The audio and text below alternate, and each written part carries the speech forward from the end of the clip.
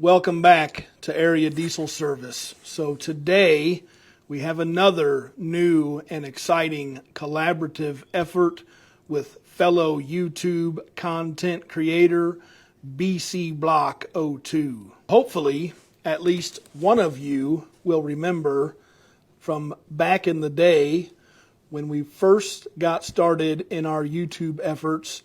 Our very first collaborative episode was an injection pump that we did for Brian on what turned out to be the world's most powerful forklift. Took some clapped out flathead out of an old HYSTER and put a hot 8.3 Cummins in it.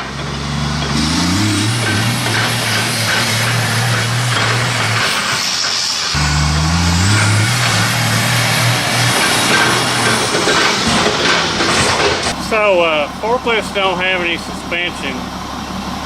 Farm fields are probably not the best place to unleash their full potential. To say they're a little violent is probably an understatement. But yeah, it's a little violent. That was an exciting time for us. Brian was the first person that gave us an opportunity to collaborate. What has happened from there has been pretty remarkable, pretty interesting developments that we've encountered since then. It's a throwback of sorts. Inside of this box is a pump that should be pretty similar to the pump that we did on the first go round. Brian has some very interesting and entertaining content on his channel.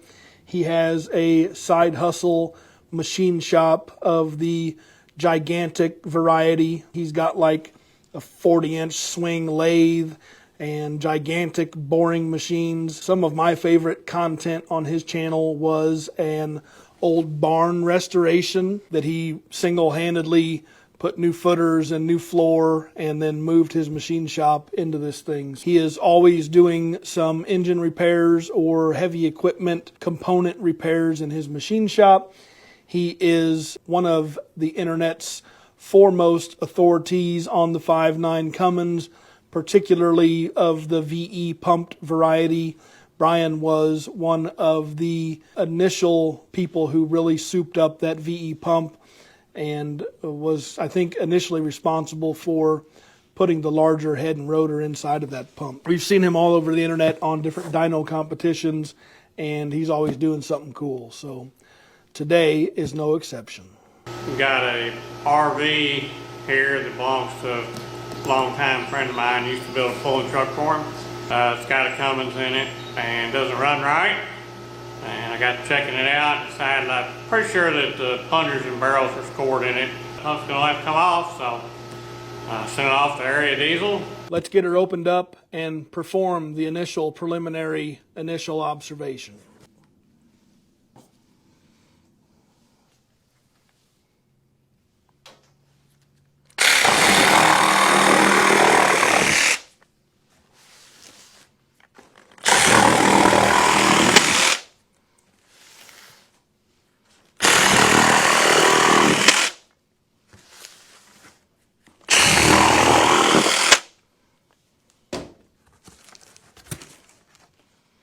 Oh, tricky feller.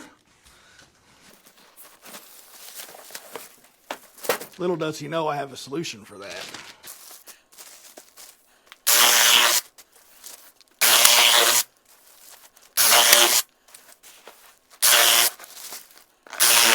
If there's another box in here, I'm gonna lose it.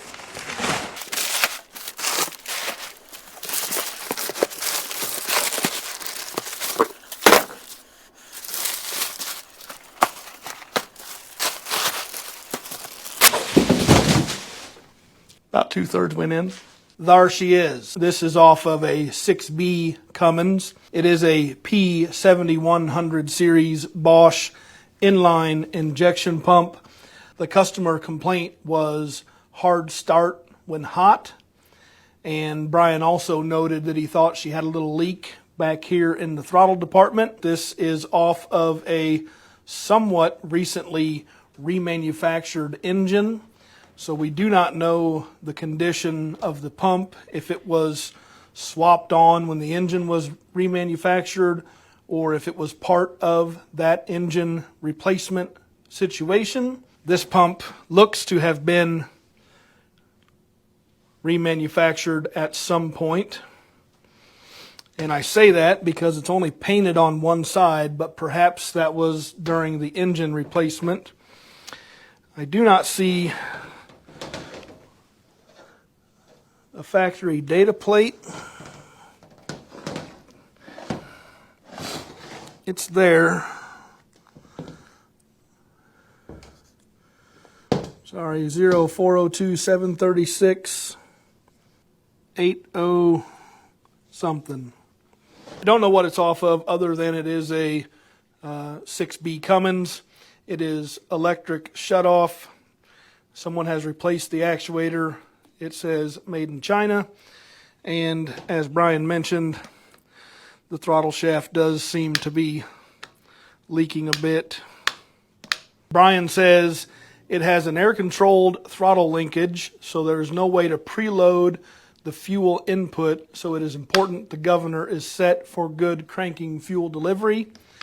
And he would also like it turned up 25% on fuel delivery. A couple of good notes to pass to the service department there. We will do the normal toe tag routine so we don't lose track of what we've got. Transfer this back to the fuel shop where they will start a production order, and we'll run the full gamut on this like you've seen before. Tear it down, clean it up, inspect it, determine what is needed, estimate the repairs, contact the customer for approval, proceed from there with a rebuild, a calibration, perhaps a paint job, and then we'll meet you back at the parts counter to summarize what we got into, and we'll bring you along to see what happens.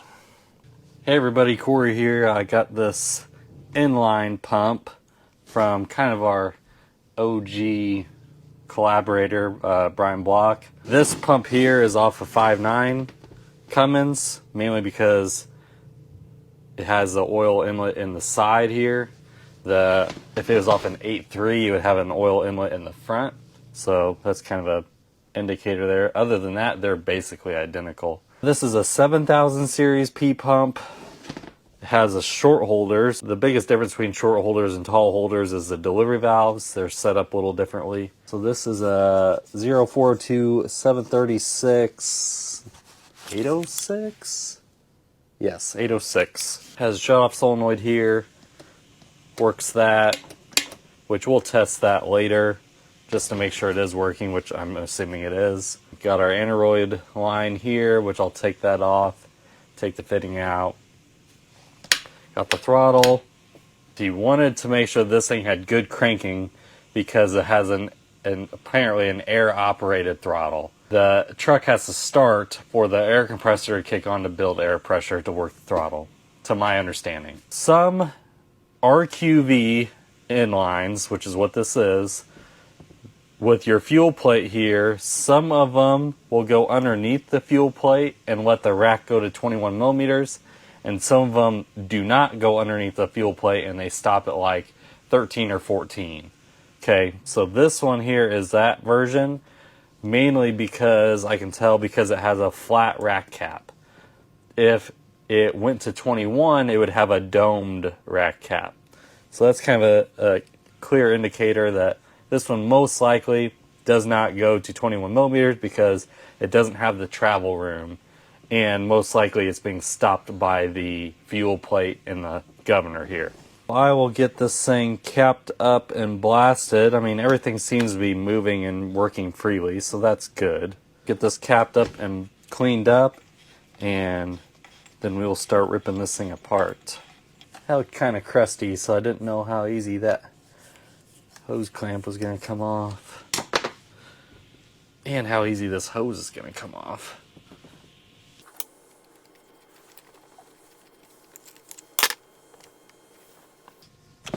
There we go. That wasn't too bad. See how good I am with my cap selection. That one there is perfect. This should go back here.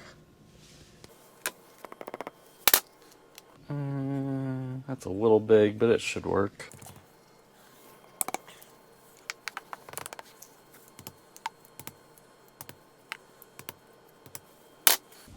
tags off.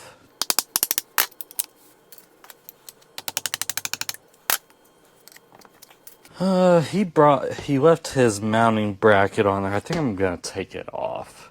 I'll blast it separately. I think it'll be easier to manage the pump that way.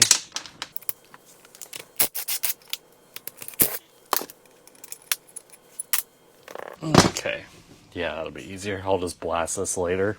All I got left is my plugs in the front. The O-ring in there so bees don't get in the bearing, and so oil doesn't run out in the blaster. Plug those off. We are ready to go.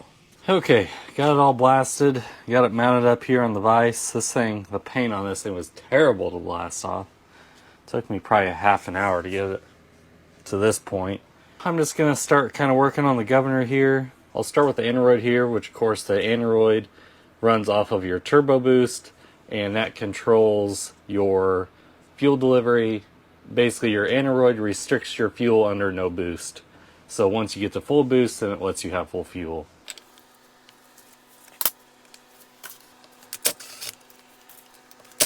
This is just a cover to go over your no air setting, is what that is. Bolts are long. Okay, his diaphragm looks very good. It also looks really clean. Sometimes you can, crud gets in there, and depending on how clean your air is from the turbo, but that looks really good. Dang near looks brand new.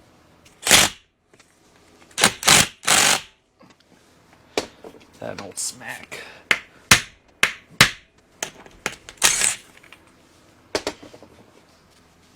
Yeah, okay, I already took the solenoid off whenever I went to blast it, just so I'd make it a little bit easier for me.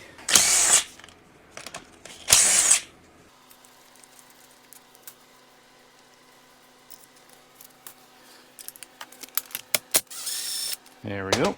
So that's his shut-off bracket.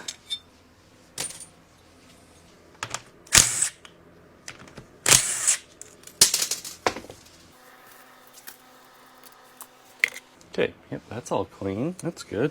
So like I said, your duckbill basically hits this. So as your turbo boost goes in, it moves that, and that lets it go to full fuel, basically.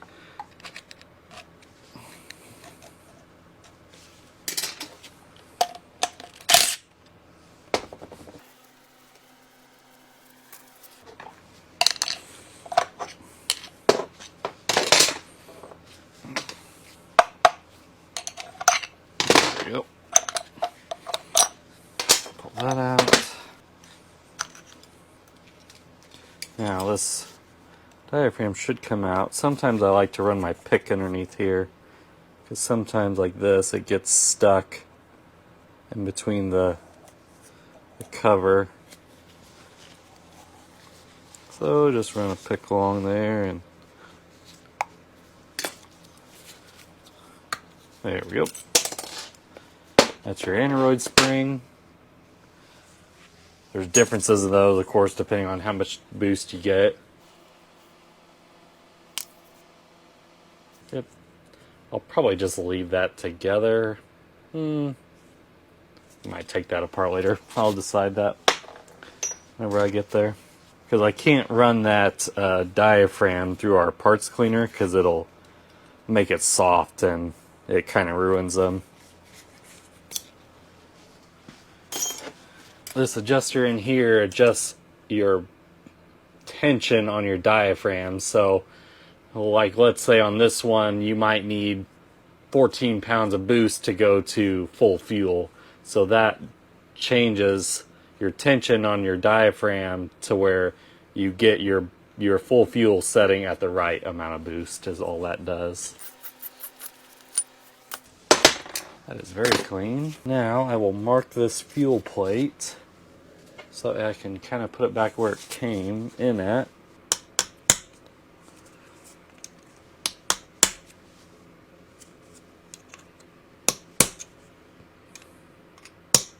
Which this looks like to be a Bosch fuel plate, so it's not like it has an aftermarket plate in it, let's put it that way.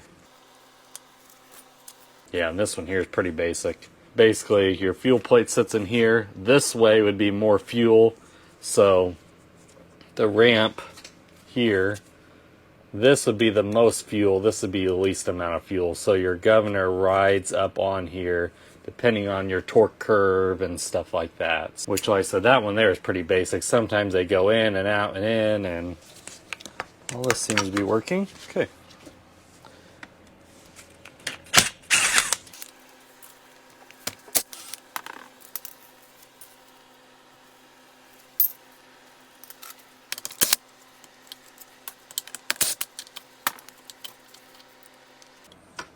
This is a shutoff bracket, so this limits how far the shutoff bracket, how much the shutoff lever comes forward, basically.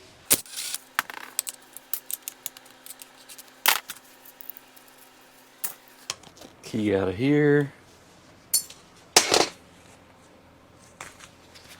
There's just like a spacer, which those should come in the kit. If not, we replace them anyway. So I'll take these plugs out.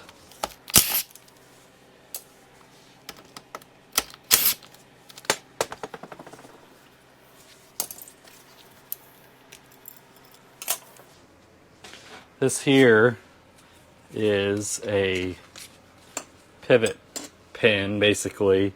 So your governor arm, once I pull this off, you know, it's like this, so it pivots on this pin here.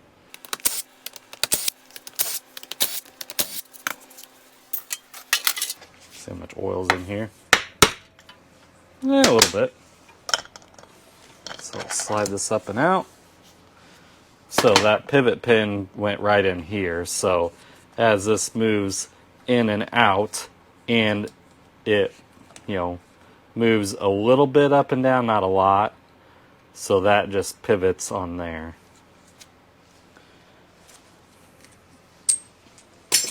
This duckbill is what runs against your fuel plate. So this piece here, let me just pull this out. There's a pin in there. Now this will come out. Slide that down. So this is hooked to your rack, which controls your fuel. This is sitting on here, which is your weights. And then this duckbill runs along here. So as it speeds up, the weights will move in and out, and depending on where your throttle lever is at, this duckbill will ride along here, and that's what controls your fuel deliveries at certain times. So the further out this way means the least amount of fuel, and it'll come up and in whenever you go to full fuel or torque back up along those lines. That's also a setting that I have to do. I have to make sure that that is coming in at the right RPMs. So it looks like he timed the pump, but then he just pulled the pin, he just flipped the pin back around, so that should be fine. Which the timing pin times on your weights.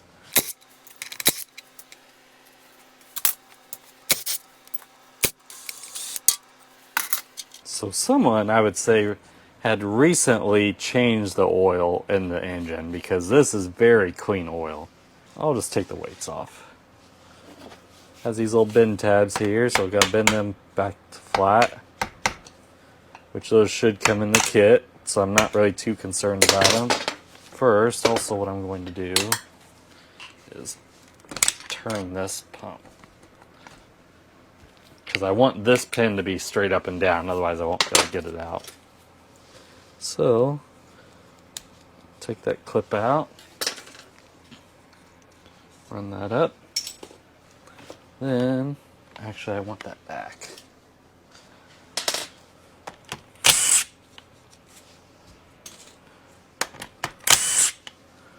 I'll have to find that clip again, that's no big deal. So, that slides in there. The reason why I wanted that pin back is I'm going to stick this in because that is an adjustment for this dimension. So, you know, that is in there, and there's a dimension from, we go from here, from the cover into this slot, and that has to be a certain distance away. So normally you don't have to change it unless that little screw turns. So that's why I'm just going to stick this back together. The weights go in and out, and that is just from centrifugal force. Got my tool here, take this weight nut off.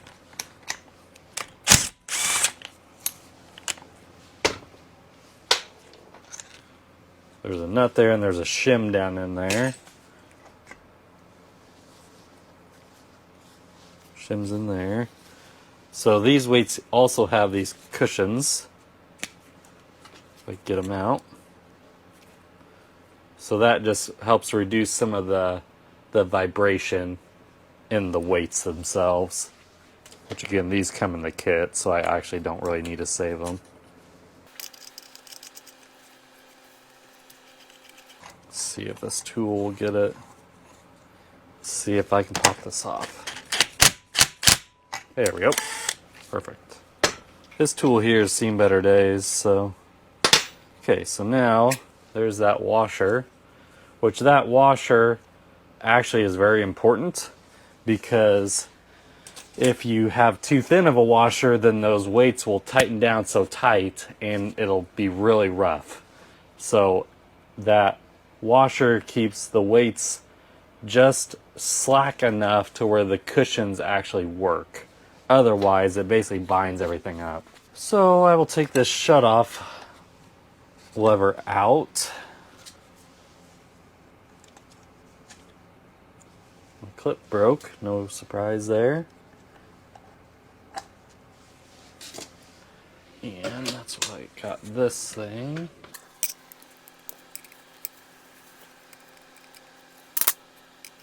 This one's actually going to come out really easy. Good. Let's save these washers. It's just a cap. So that little lever was on there. Come on. Gently. There we go. So that normally sits on there. And this piece here is what pulls it back. And that's what pulls it to shut off. I'm going to kind of put all this stuff back together because it'll just make it easier for me whenever I go to rebuild it. Take that cover off. Put all my washers back on. Put a pin in there. There we go. It'll be good enough. Then there's two O-rings. An O-ring on each side of this.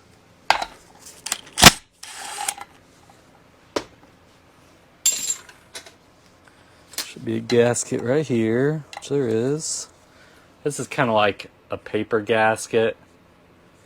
And sometimes there's one of those plugs on either side. This one only has the plug on the one side. Take the governor cover off. Well, strip none of the screws out.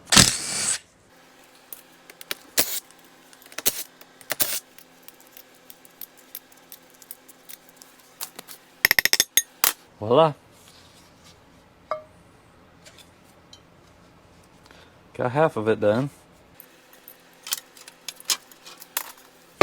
Just sit there for now. So this is your rack. As you can see, it is very free, which is how it's supposed to be.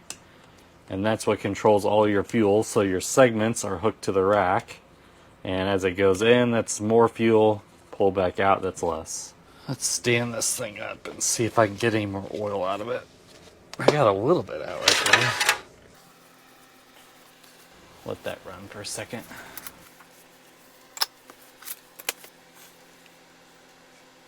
This cover here, I'm basically not really going to mess with any of this stuff.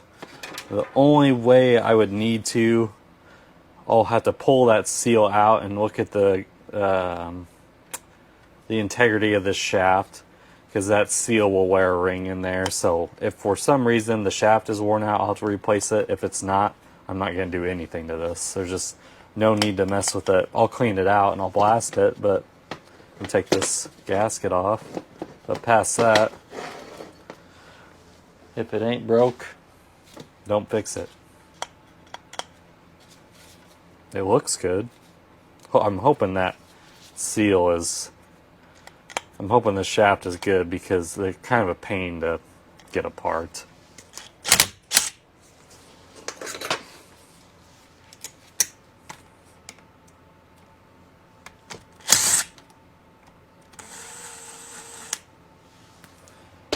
Okay, which that just is what the governor arm hooks to, is all that is.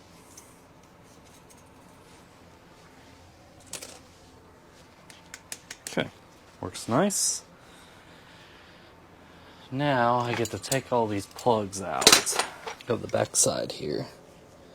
It's been a while since I've done this, so hopefully it goes easy for me.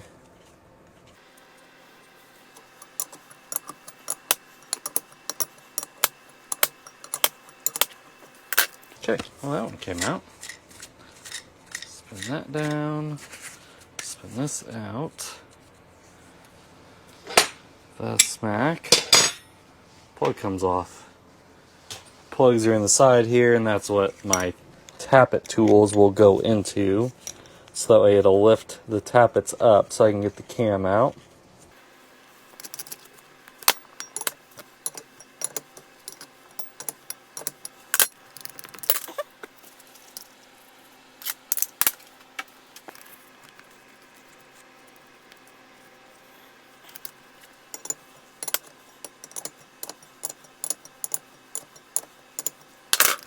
This part here kind of takes a while.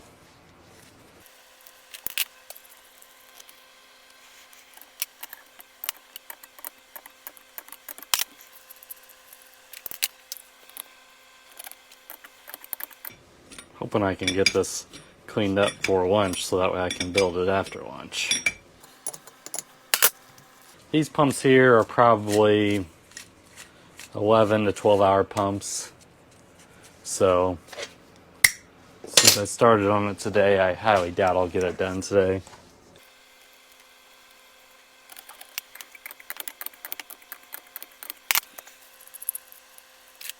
Okay, that's done. Now I just gotta push these things in here. It'll go in some of them, but not all of them. It just depends on how the tappets are, where they're at. Give them a little like quarter turn. It lifts the tappet up. That one's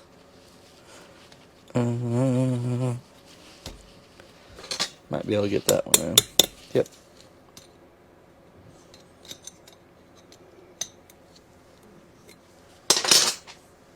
And once I get all these up, the cam should spin freely.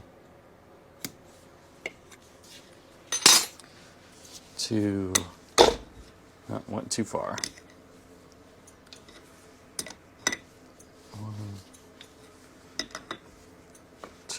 We're just going to leave it right there for right now until I get some more of these in.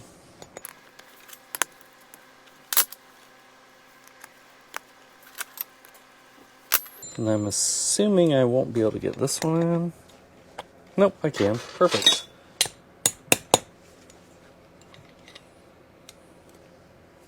Okay, so now all the tappets are held up off of the cam, so now I can spin that by hand. To take my center bearing bolts out.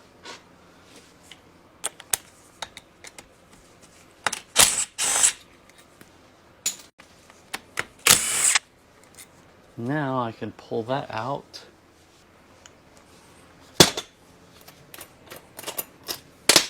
This is basically a puller for these, so it locks onto the bearing. Then this slides over, and you run your bolt in. Run that in, run that nut down. Now I'll run that nut in, and it'll pull the cam out, which I gotta take that nut off of there. This is very important. There we go. Now we can pull this out. If you try and do this and you don't have them tappets up, then them tappets will go in between your cam lobes, and then you're in a world of hurt. so that's loose, so I'll take this tool off.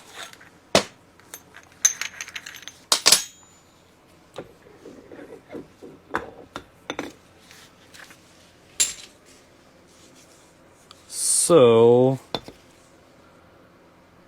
we definitely have a problem with number one, because that cam lobe there is rough.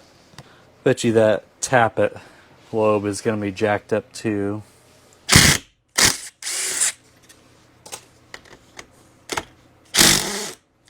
That ain't good. Nope. Of course. That bolt there I might have to drill out.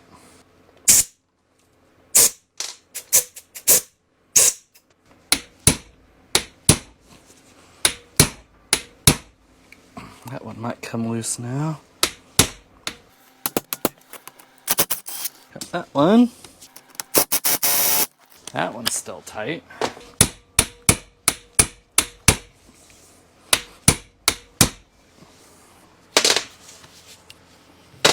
Might have to put some heat to it.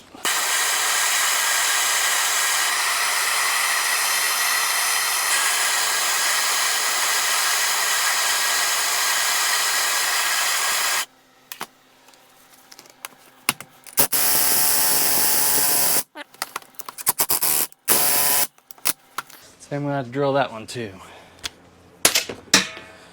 So it will not come out. Okay, I have successfully extracted the bearing plates. I got them 2 bolts out. Of course, everything comes out with drill bits. So, and you know what really kills me? Is here I am, fighting that thing, and once I got the head of them drilled off, they just unscrewed by hand. Figures, that's how it naturally works. Nothing can ever be easy. Ta-da! Luckily, I got plenty of those bolts. So, knock these plugs out. These are basically just freeze plugs, which these come in the kit, so don't really have to worry about them. It looks like someone Loctited them in, which is fine. Normally we use epoxy, but I don't see why Loctite wouldn't work. So this number one roller, it is toast. The rest of them look okay, but that number one, it's not in good shape. So now we can take these tappet tools out. First, I'm going to back them off. Now, screw my tools in.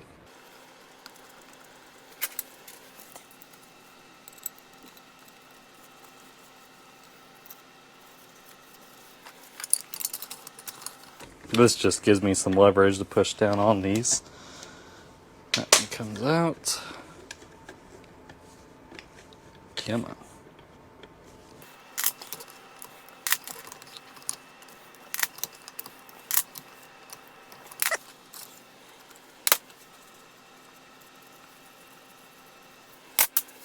Now I can pull the tappets out. So I'll kind of show you that one compared to this one. So you can see here, this one here, I'm assuming you can see it, it's all rough. It's all nasty looking, where this one here is nice and smooth and shiny. So something was eating on that front roller. It definitely is blued. So it was definitely getting hot.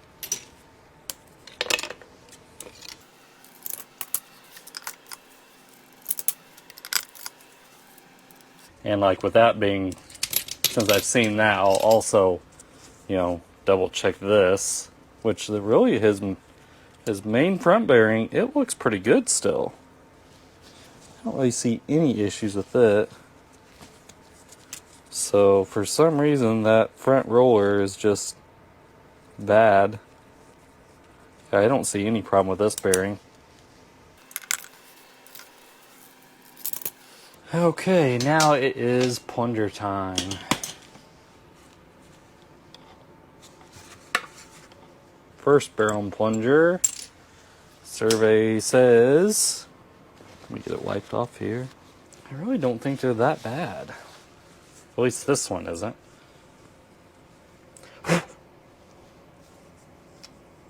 Oh, it's kind of hard to tell.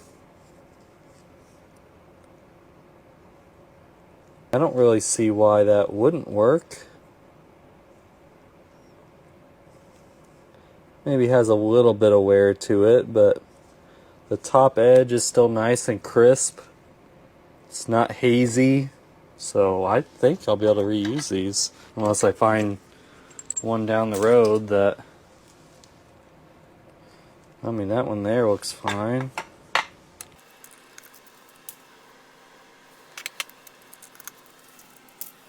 And I don't know what his original complaint was with this thing.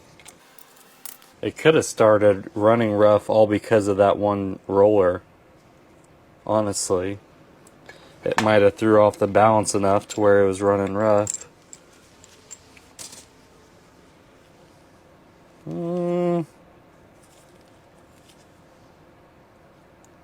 That one there don't really look the best. It's not, like, it's still could be usable. That one there has a little bit of spot on it. I don't know. I'll probably bring that up with Kurt and see what he wants to do. Because, see what number those are. Those are 305s. That's an interesting number. I don't think I've ever ran into those. It's a basic plunger. No retard notch, no cutback for start. Similar to like a 359, I believe. Now, let's see if I can get these segments out with my magnet. Might have to go out and get an actual tool. Huh? Got that one out. Shit, don't look too bad. I'll have to check those later to make sure they're not worn out. Man, I'm getting lucky with these. Sometimes you really gotta kind of work these things out.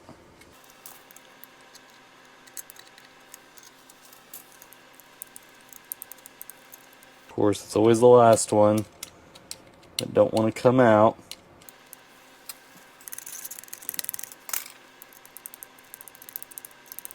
I don't think this will reach. Huh? Ha! Got it. Take his fitting out back here real quick. It says oil inlet fitting. So I can take this rack bushing out now. This holds the rack in.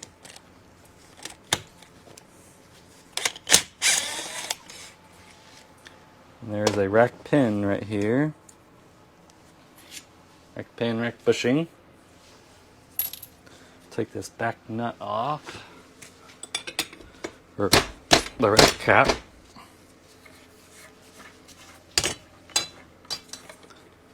Then I'll push this forward and I'll push the front bushing out.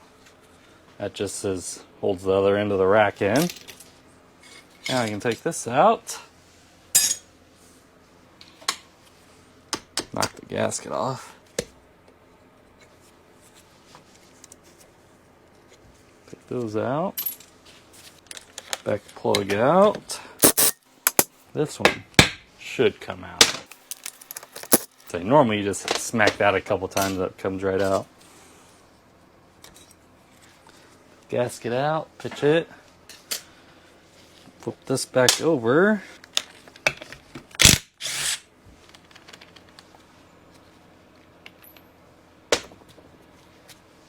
Oil inlet plug.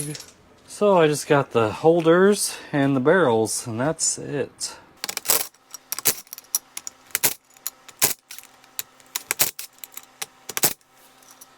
Holder out, the spring, and then the delivery valve is still in there. I'll just let it sit in there for a second. And there's a filler piece, a little cap on there.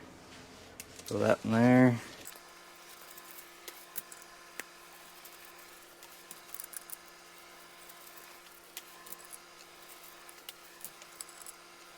Got our delivery valves. So with these ones here, I told you earlier about these having short holders. So the difference is the delivery valve is different on a short holder. So in the stem, there's like a little snubber valve in there, where on a tall holder the snubber valve is in the holder itself.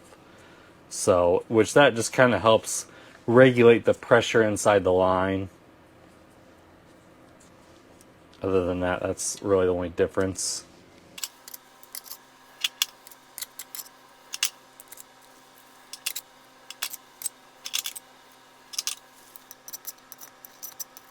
Gasket down in here I'm trying to get out, which they're not magnetic, I don't believe. If they are, that's very little.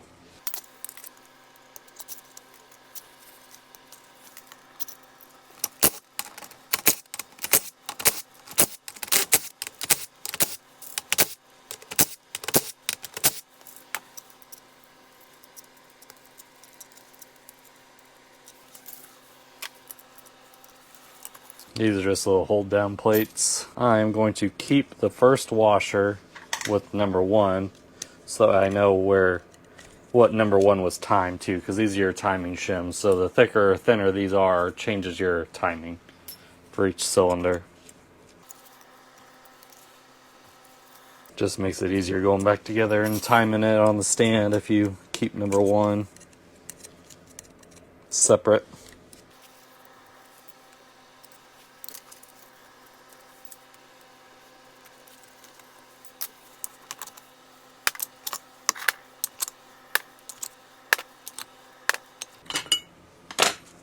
Number 6. Take these O-rings off, and then that's basically it.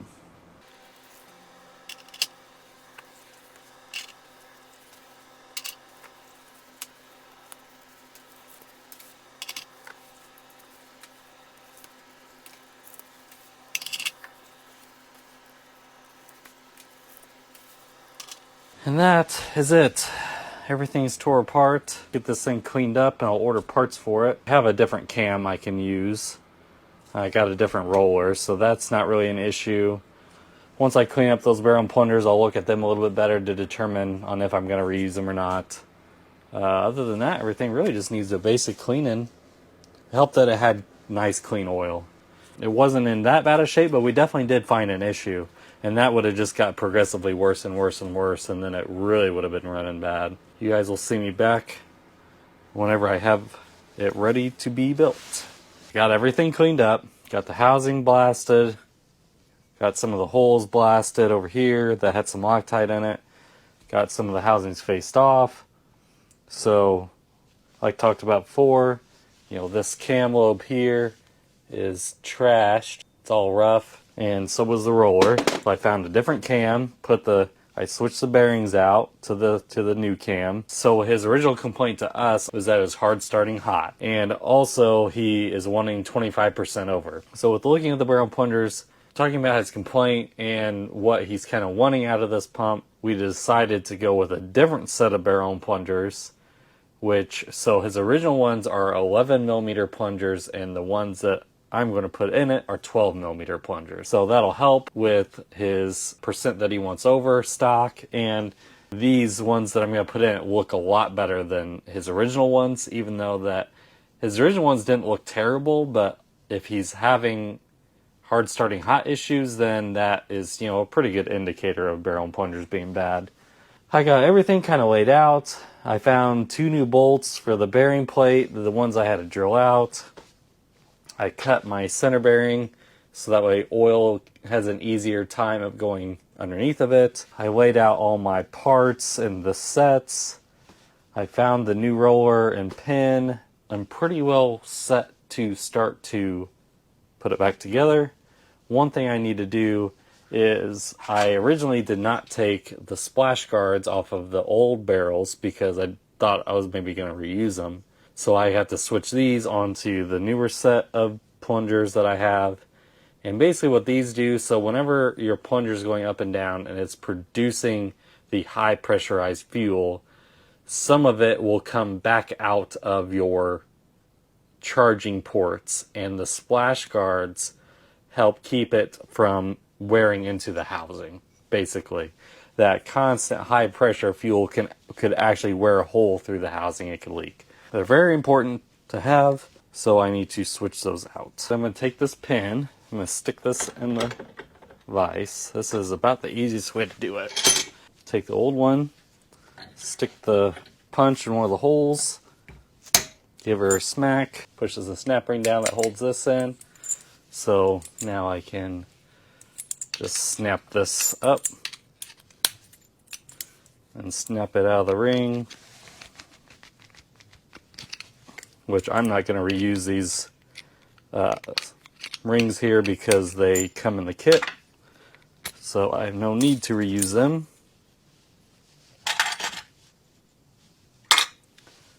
Do this right now.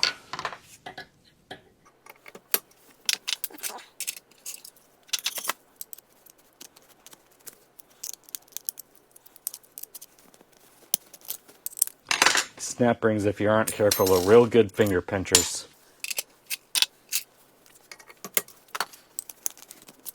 The thing about doing inlines, especially building them and building them kind of efficiently, is it's a lot of prep work. It's a lot of work to get them ready to be built. But then once you get it to that point, then you can just kind of throw them together.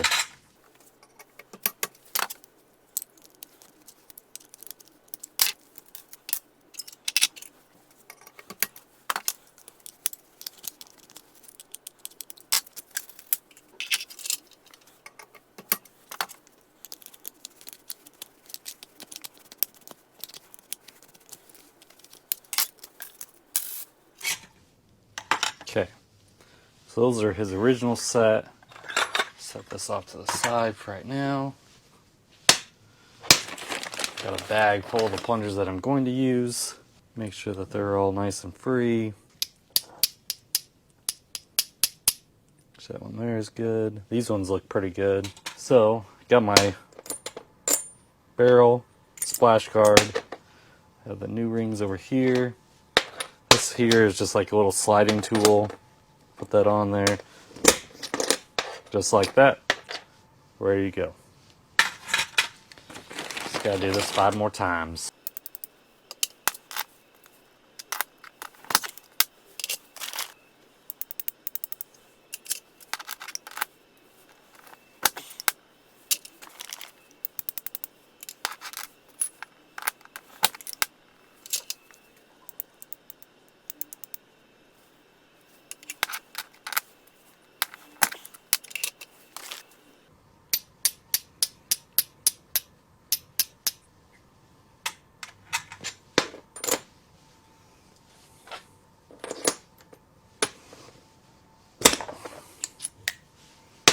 Just like that, we're back in action.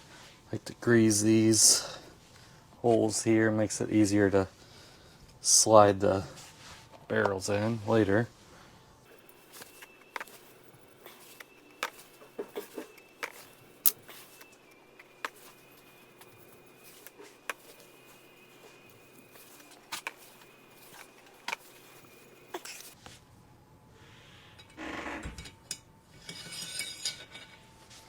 It's just easier to do this now. Where's my bushing? There it is.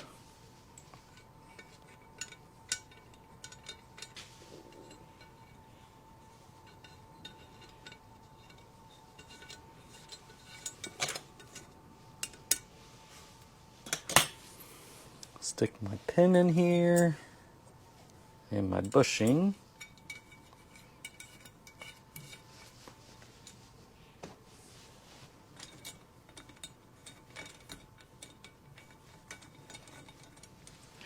Make sure this is tight, which it is, and that's still nice and free. All my new O-rings. Got our barrel, delivery valve gasket, got our delivery valve, we got our spring and our filler, then the holder.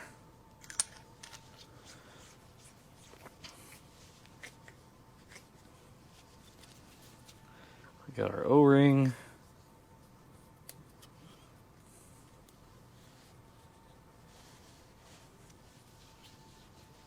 And our 2 bottom O-rings.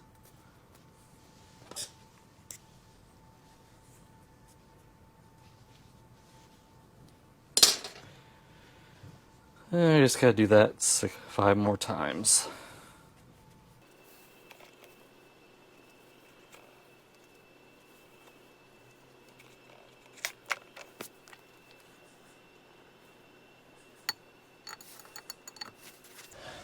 This one we saved the shim. So our number 1 has the exact same set of shims that came out of it. Push that down. We'll just leave it right there for right now.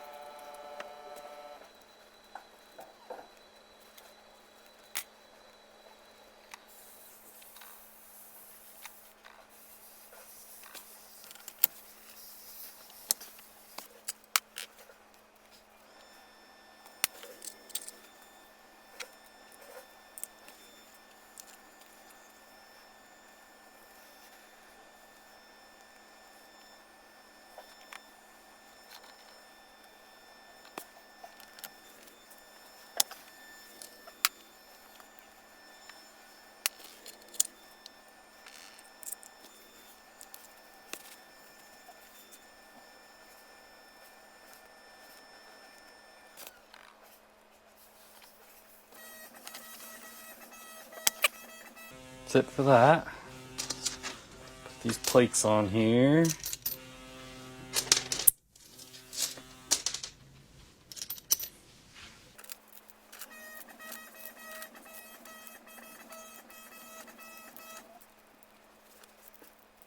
I'm missing one nut. There it is.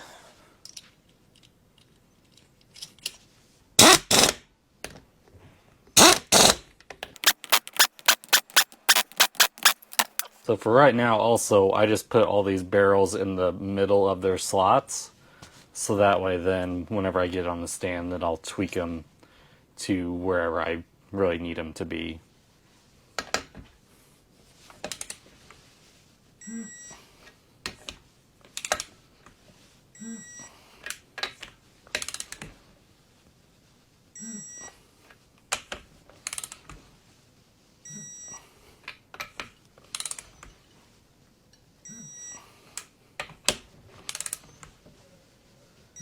Okay. Flip this around. On these segments here, where the plunger rides inside here, we check them for side-to-side wear. And these ones were still really good, so no real concern there. All the balls were fine. So basically, the ball sits into the slots on the rack, and then your plungers sit into these. So as your rack moves, these things move, and then that turns the helix inside of your barrel.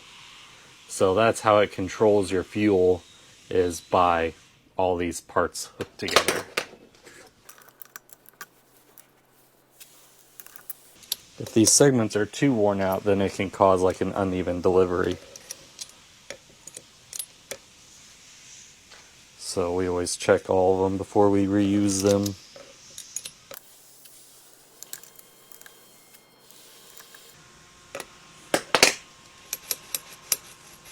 All nice and free.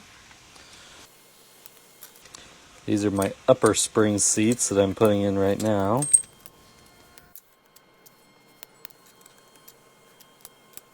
Of course, they should just slide right in here.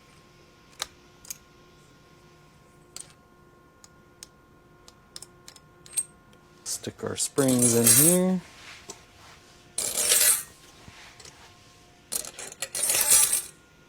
Sometimes you gotta turn these things or flip them around to get them to line up.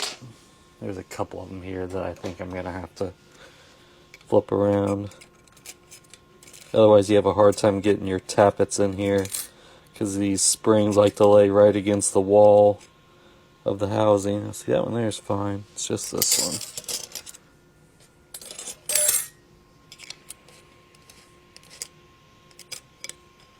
About the same either way.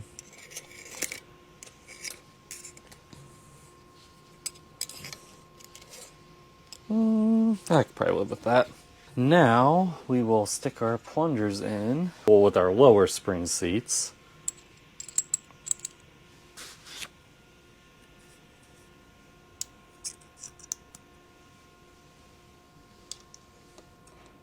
Make sure that you put them in gently.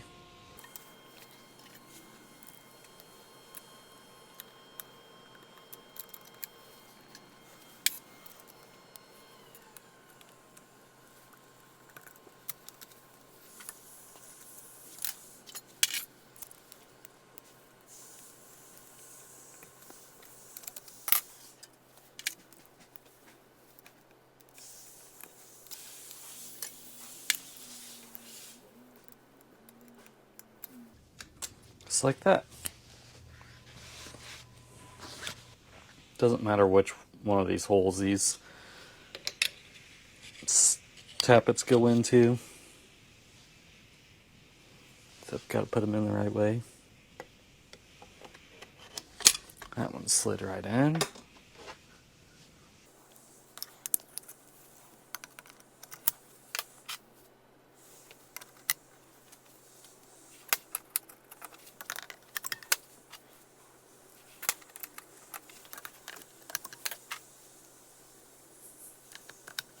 We're going to use the same tool we used earlier to release the tappets to thus now push the tappets down.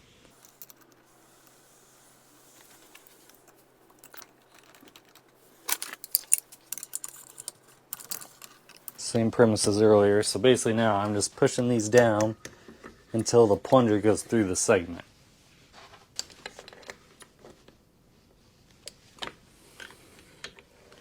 And I go on to the next one.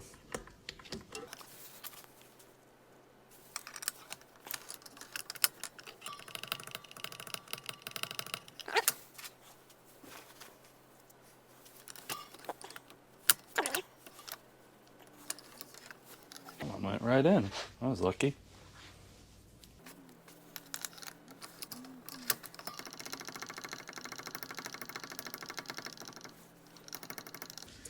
There we go.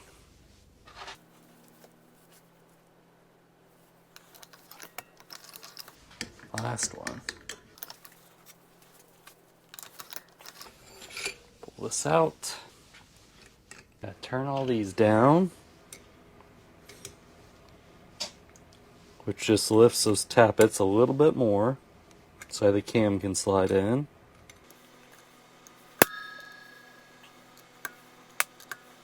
I had to put my bearing plate on, somewhat line up the holes.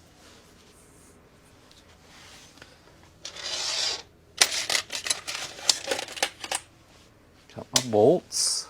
They need a little bit of Loctite on them. You don't want these to come out.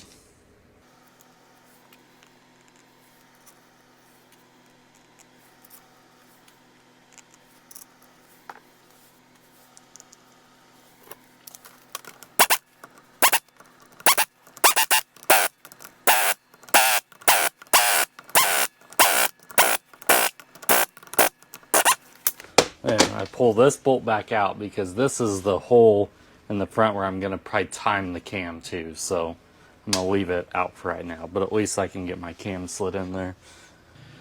Okay, so I got my cam, got my center bearing. As it falls off, now I'm going to try and slide this thing in here, losing that center bearing and the pump.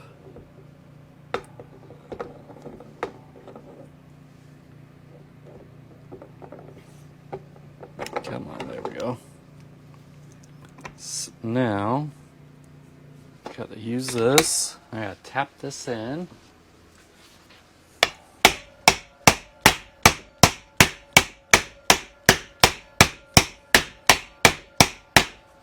Make sure my center bearing don't fall.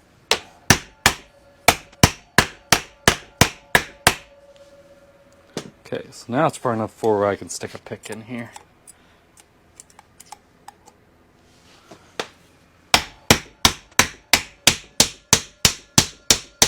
Okay, it's in.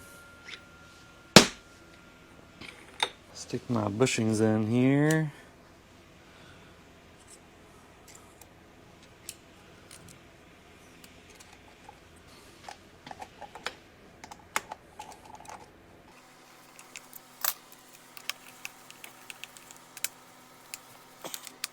Now these are called stretch bolts because basically they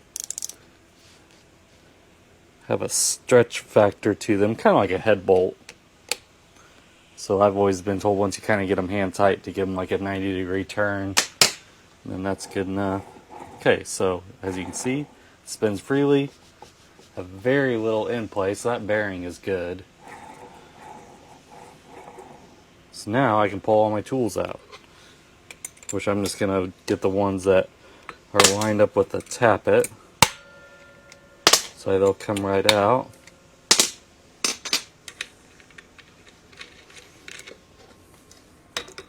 Spin this around.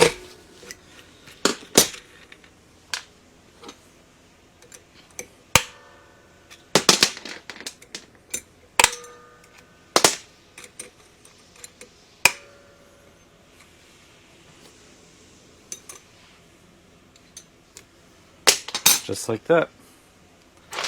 Cam is installed. Rack is still nice and free. Now, before I get too much further, I'm going to put the spring and everything on here before I forget. Because if I forget, then it's kind of a pain to do it later. Set that there. Find my two little screws. Here they are. Put some stuff on these.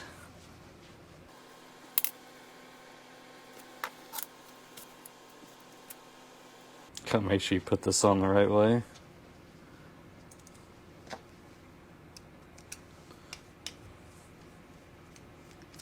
Again, this is what my governor hooks to, so that's how the governor can control the rack. And you try and make sure that it's straight. If it's too crooked, then it can bind up in there, which will then, of course, affect your rack movement. Okay. So, and just like that, that moves on its own. Perfect. Now it's time to put my plugs back in, my freeze plugs, basically. I'm just mixing up some epoxy. Got my tool here that I use to put them in with. Put some epoxy on here, drop it all over the bench. Lose my hammer.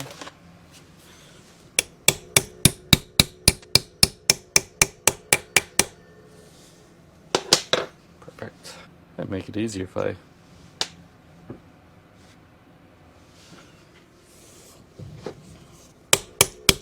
laid this over, but it's kind of late for that now. This epoxy sets up real quick.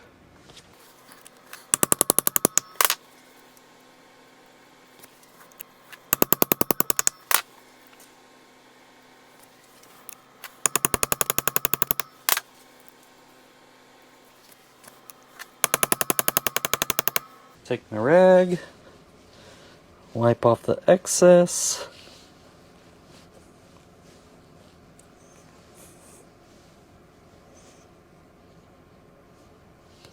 They are installed. Now I'll do my big ones. Mix up some more epoxy. Man, it's been a while since I've done this. Last few ones I built have either been A sizes or I did an EP9, which is a Denso, which it doesn't take these.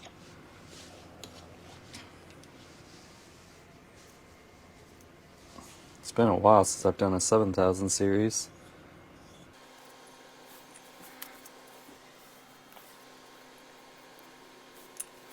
Hoping I got enough epoxy. I should. It's gonna be close though.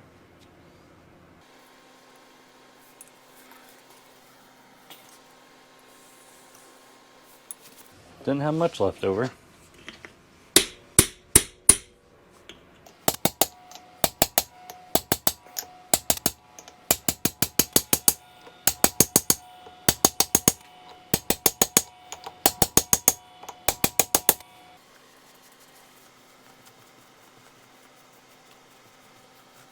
Okay, so the pump part is basically now built. There's a couple plugs I need to put in, but overall we're doing pretty good. That plug got kind of whammoed on the edge. Let me see if I got another one. I should have one laying around here somewhere.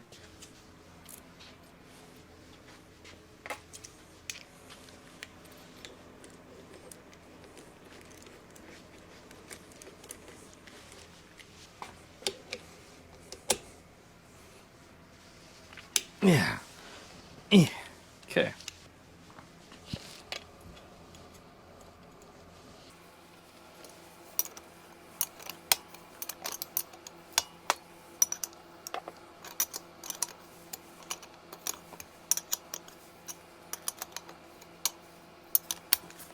Good enough for now. I'll take that back out later anyway.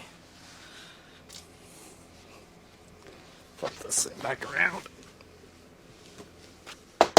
Yeah. For our intermediate housing here, which you can't really see. For some reason I think that these studded ones are kind of a pain to put in. Yeah. I'll just put it in the flat one. They're both the same. One's just a little easier to put in than the other.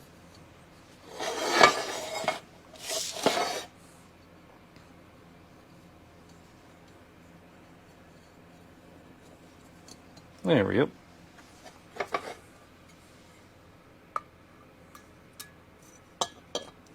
That goes like that. Some red Loctite on these, so again they don't come out.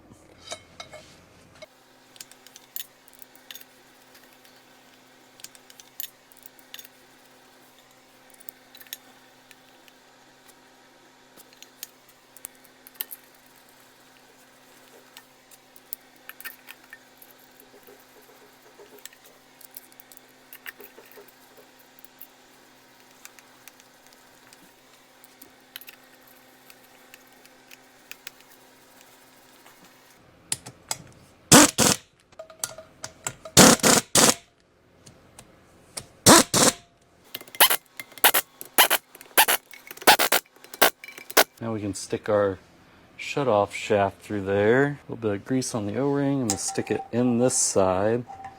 Then I'll shove this through here, and then I got to put that inside lever in before I shove it all the way through. There it is. This goes through here. This little pin here, so it's a screw and then it's like a straight pin.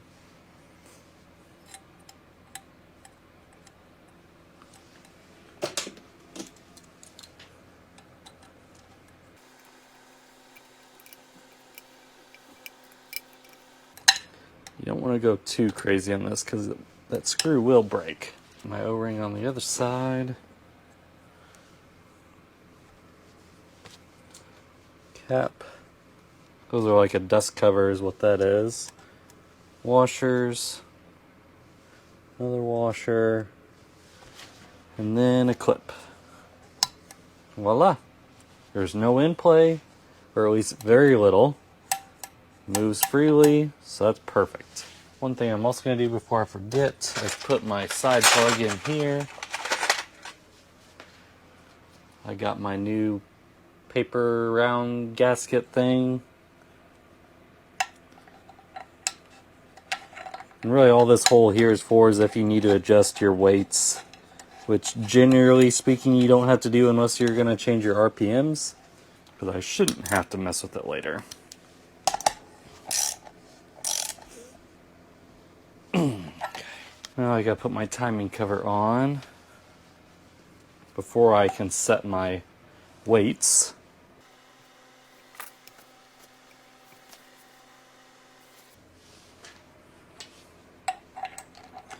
I'm just going to set this side cover on in the middle of its slots like everything else. I might set it a little high, which you could probably also see it from the inside. So it's this slot right here. It can go up or down depending on your timing. I'm just going to kind of set it in the middle. Actually, I'll set it a little bit above middle because generally on the stand I'll have to turn them down.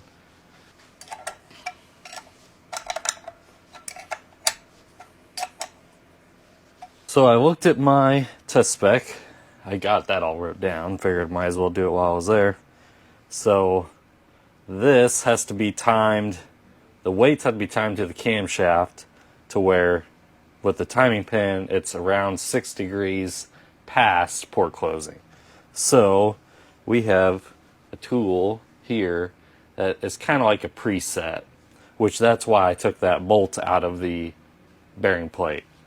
So I got to put this on the front and then it'll turn that around. Basically your keyway and your weights have to be in time with each other. I got to turn this thing quite a ways. I might have to do it with a crescent wrench first. Yeah. Well, I guess I could do it this way.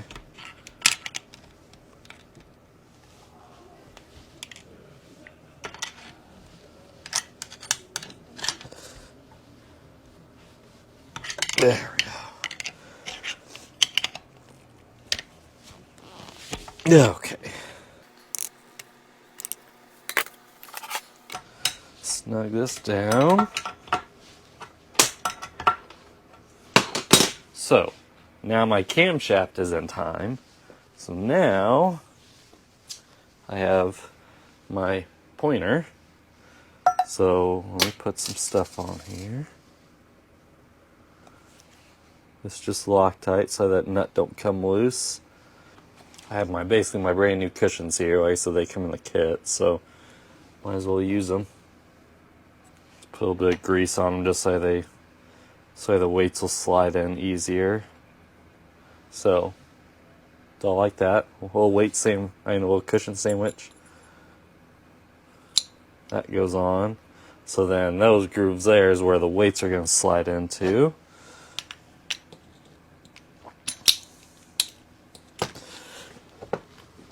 Okay, that actually went together pretty easy.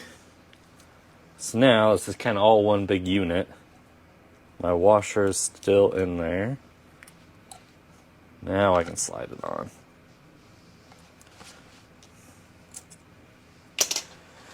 And it doesn't really matter the orientation of the weights, it just matters the orientation of the pointer.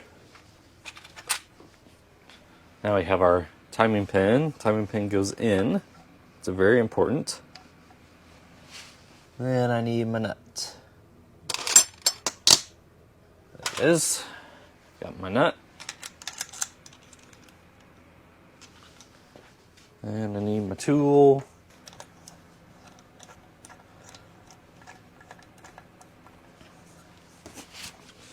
And I'll give her some Ugga Duggas while I hold this pin in.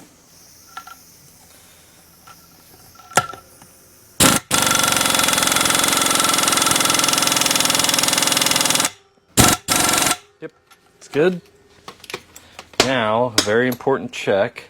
So, these are tight. So, I have that washer in there, and like I said, this should still have some movement. So you can see here how the weights turn independent of that. And that feels pretty good. Like I said, if they were too tight, then they'd be bound up and they wouldn't move. So that is good. I'm just going to stick that around the other way so I don't forget it.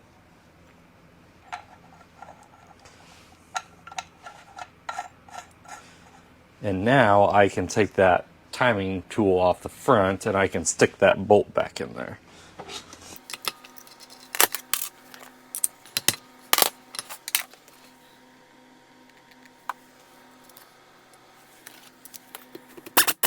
Now I just got to build the rest of this, which I'm going to turn this now so that way that pin is straight up and down.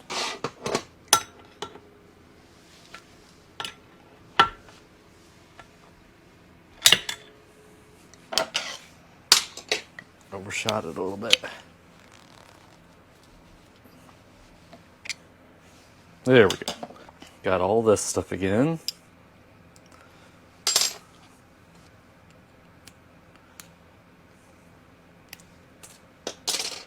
Have my new bend tabs, like I said before, these come in the kit. Put that on there.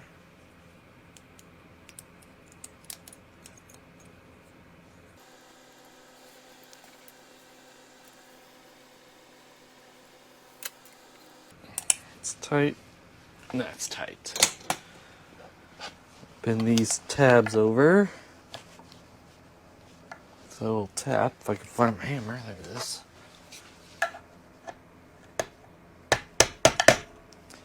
That one there is good. It's surprisingly, both of these landed on the flats, which is unusual.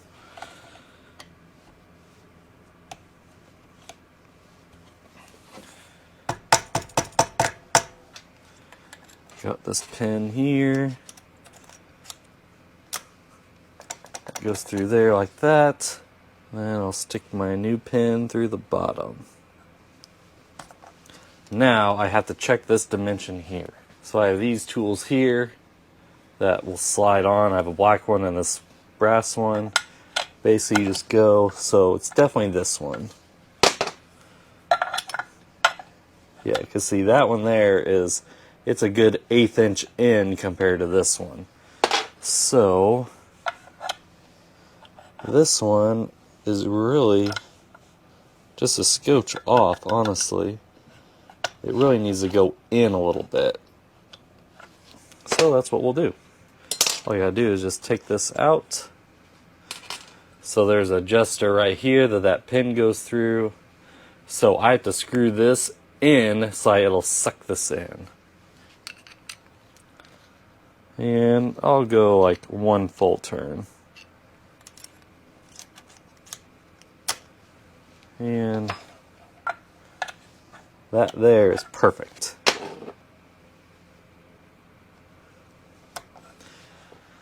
Now when we slide that there, yep, perfect.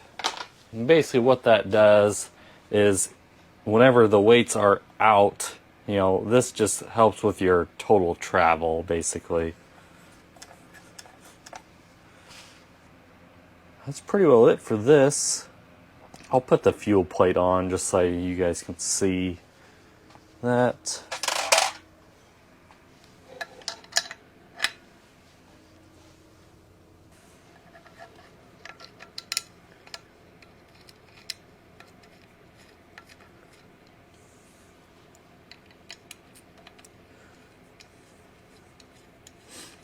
I'm going to put this back where it came in at, but I know I'm going to have to adjust it, especially since he wants this pump turned up.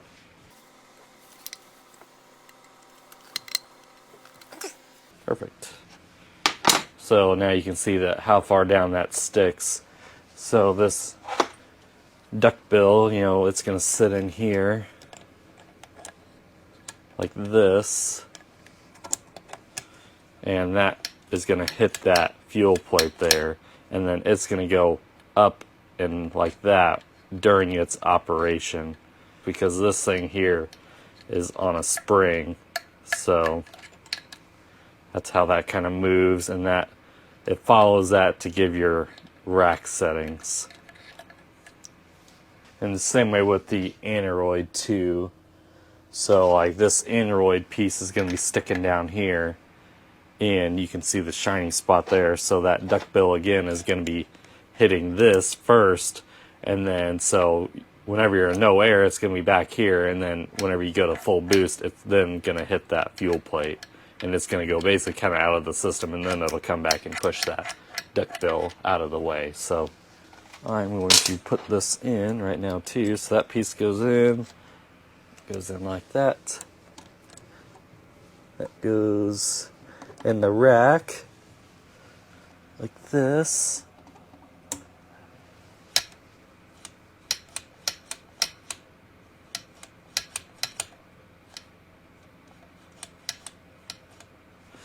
Now I gotta stick that pin in there.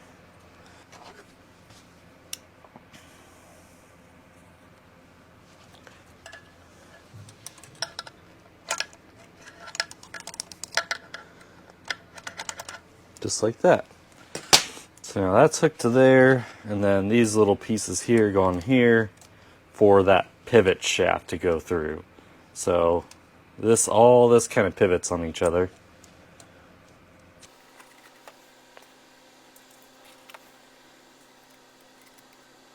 Just like that.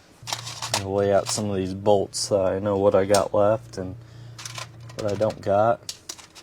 Those four go with that, those two go with that, those two go with that, those two go with that, those ones go with that, those two go with that. Yeah, I don't know where that one goes. I'll figure that out later. See how good this gasket is. That looks pretty good. Sometimes these gaskets can be a little wonky. Stick this in here just to hold the gasket up. This throttle shaft here looked perfectly good, so I didn't feel the need to have to replace it. And you can see that thing there. There's an S, it's called an S plate, so as it goes it moves in and out as well. And this little cylinder here will slide into this, so that's what controls all this movement. So I will just put the new seal in there. I found that my throttle shaft O-ring sleeve fits perfectly on that. Yeah, that's perfect. Okay, so now I just need to mix up a little bit of epoxy and put on the outside of that. Then I'll push that in there.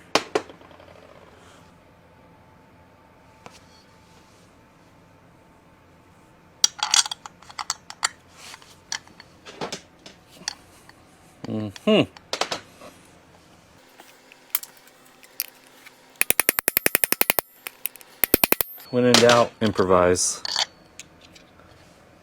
Perfect. I'm happy with that.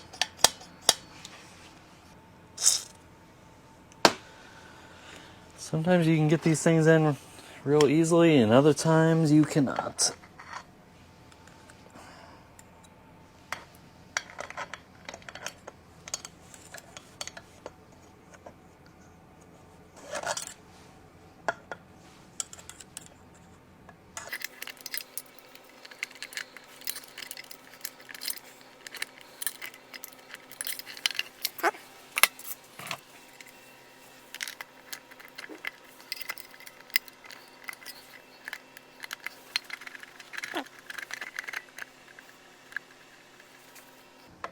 It's like right there. I think this bottom piece down here might be fouling me. It's like in the groove, it just needs to slide down. Come on.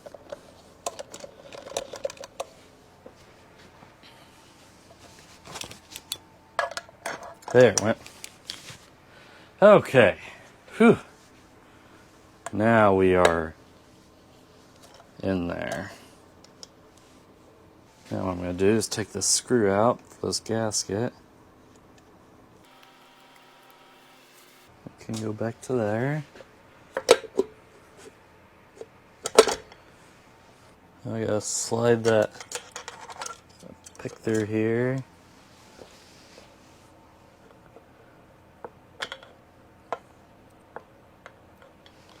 line that up, and I can stick this pin through there.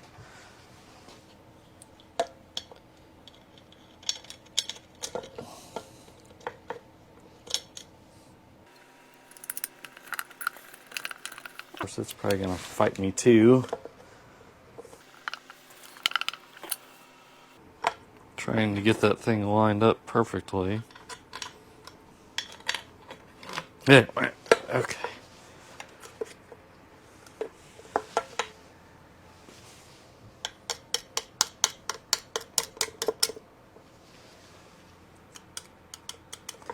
Okay, now I can bolt this cover on.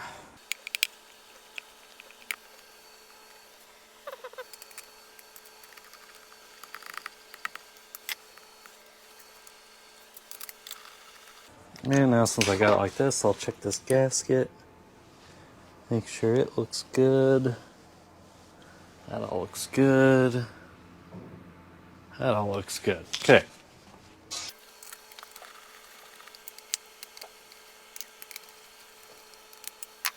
Okay, so I'm not going to put this bolt in because that goes through that stop bracket. So I'll have to just put that in later. It'll be fine without that one bolt.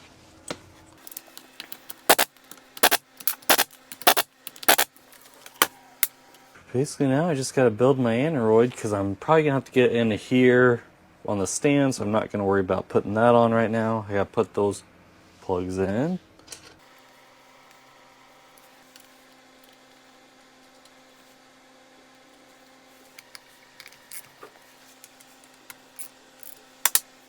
I got to put this cap in here too.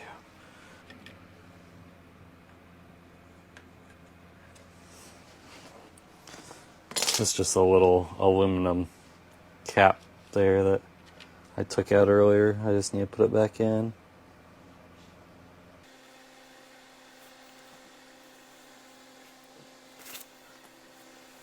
That in there. Take this. That little tap. So it spreads out a little bit, and that'll be it for that. Stop bracket controls how far your shutoff lever goes.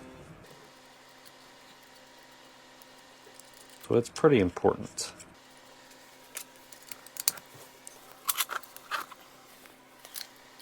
Let me put my throttle lever on. So I got my little gasket here. It's kind of more of a spacer than a gasket, honestly, for the throttle lever. Oh, I remember where that bolt went now. It goes in the back of the aneroid. Perfect. Everything has been accounted for. Sometimes you need shims on these throttle levers and sometimes you don't.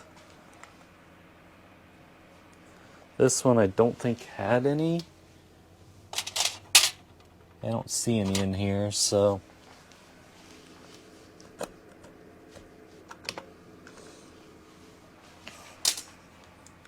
I'm just going to put it back the way it came apart.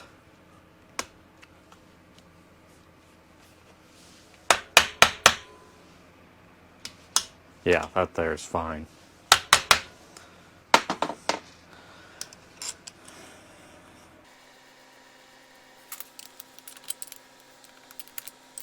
Also, I'm going to pull out on the shaft, tap it in just a scotch more, just trying to get some of the end play out of it, basically.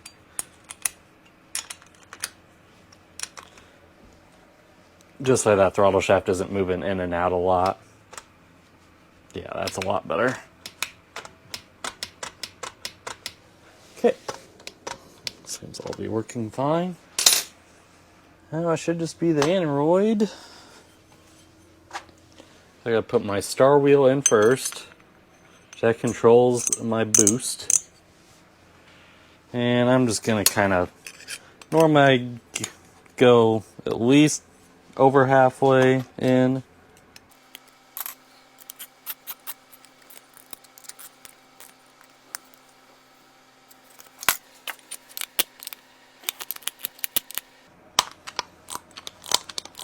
For some reason this thing is binding up. And I don't really know why.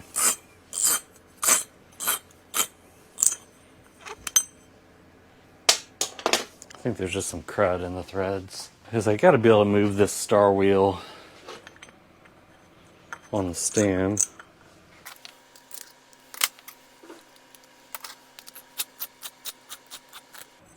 That's better. We'll leave it about right there for now. I said I'm gonna have to adjust it on the stand anyway, so I'm just kind of getting it preset. Sticking my Aneroid back through there. Now, this rod goes in here. Then this is the rod that holds everything together, but it needs an O-ring, which I got right here from the kit.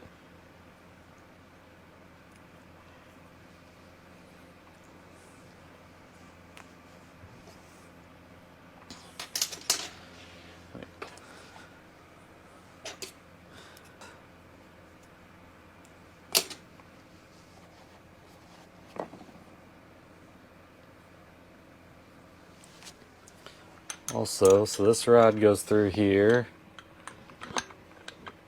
goes through this piece,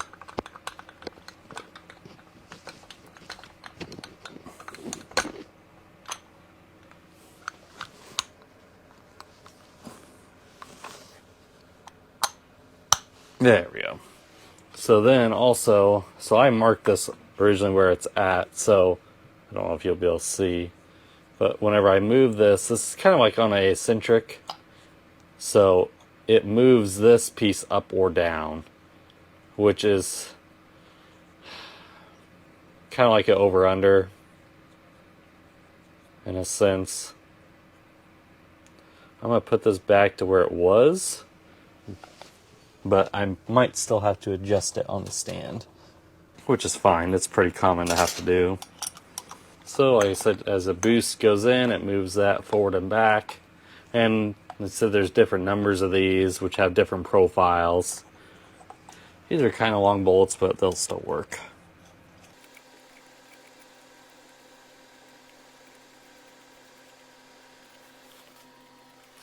Getting fewer and fewer parts in the pan, which is what I like.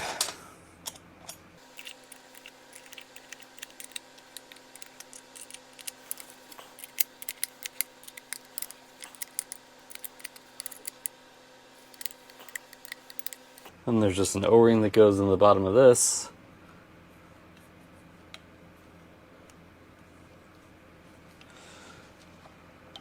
If I can get it stretched in here. Perfect. This goes through your fuel plate there. All I'm going to do is just put 2 bolts in here just to test it with. And then I'll move these bolts around so I can put my stop bracket on. But I gotta be able to put this on and off on the stand. And I'm not even gonna tighten these down. I'm just gonna run them down a little bit just so it doesn't fall off. And that's basically it for now. Everything else will be put on later. Yep, I don't see anything else that I need right now. So that's basically it. So I'll just give another rundown here. So, throttle lever pushed on the governor arm. Governor arm is hooked to the rack. Also, this governor arm in here is hooked to the weights, and it has the duct bill, which is being controlled by your fuel plate. Fuel plate controls your fuel, whether you go more fuel or less fuel. Your Aneroid also controls your fuel. You have your no air screw, you have your star wheel to change your boost pressure, and then you have like a over-under dimension. No air gives you less fuel. Full boost gives you full fuel. Pretty simple. Then, so all this is hooked to the rack. Then, as your rack goes through the pump, your segments are hooked to your rack, and then your plungers are in your segments. So as the rack moves forward and back, it moves the plungers, which have helixes on them, which control the amount of fuel that go through your delivery valves, through your holders, and out through your injection lines. As you speed up and slow down, your weights move in and out, which moves your governor up and down and back and forth. And also, if you have more RPMs, generally you have more boost. More boost means more fuel. So all this kind of works together to where you make horsepower. You have oil inlet in the back. You have fuel inlet, fuel return, and then oil goes back out through the front, around your cam, back into your engine. And that's basically the gist of it. You have your stop bracket here, so that goes to shut off. So like on this one, it has a solenoid, so whenever you turn your key off, it pulls up on that solenoid and then it goes to shut off. You have your timing. We'll check our timing first. We'll phase time it. Check our shim stack. Make sure those are all within half a degree of each other. And then we'll double check. So this again has to be set at 6 degrees past fork closing, is what this spec calls for, which I have it preset to that right now. Other than that, all I gotta do is stamp it, and then this thing is ready to run.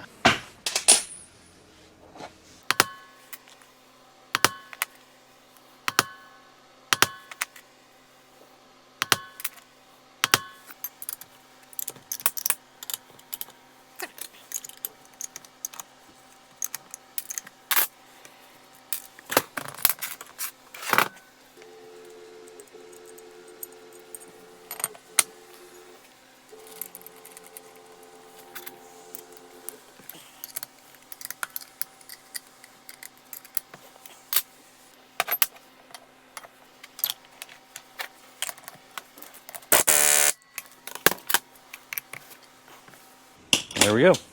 I got my rack bushing in, so that is just gonna hold my pointer. I just need to plug that hole off there. So I'll do this. I'll get it set up on the stand, and that's where you guys will see it next. Okay, so I got everything set up here. Got all my lines, injectors, rack gauge, throttle. So first I got to do my phase timing. So you'll see fuel coming out of my injectors, and basically I'm going to roll over the pump until they just stop to dribble. And hopefully once this is all done, that then my timing pointer down here will line up and it'll all work. So we'll put some pressure to this thing and see what happens.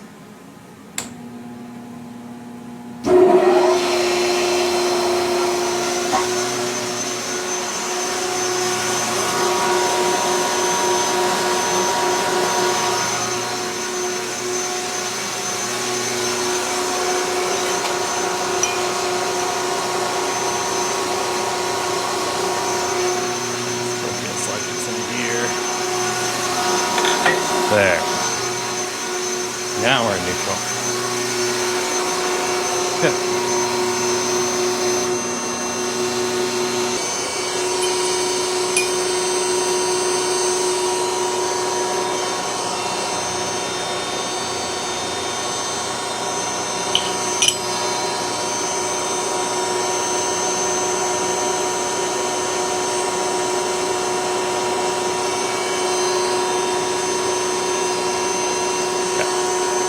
So you can see that all these injectors are running.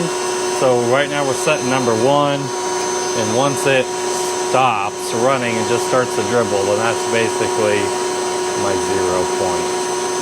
Basically right there. That there's perfect. Now we're going to go to number 5.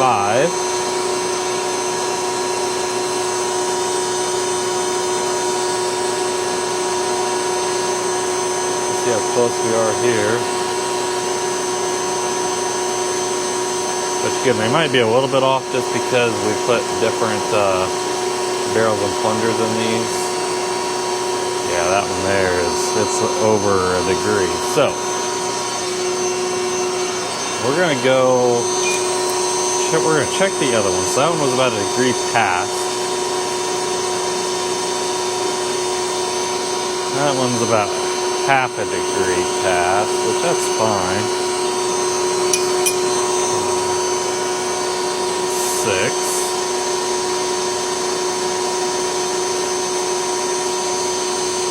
this one's going to be about a degree. Yep, that's about a degree past.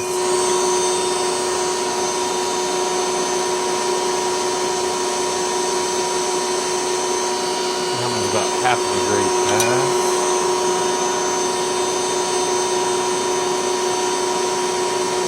And the 4 is last. That's going to be about a degree and a quarter past. Okay, so really all these are at about a degree past this one. So what we're just gonna change our number 1.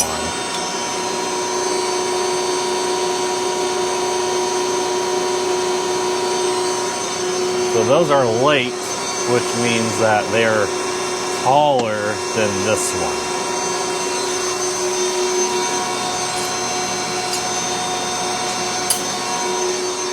So we're going to go to a taller shim on this number 1.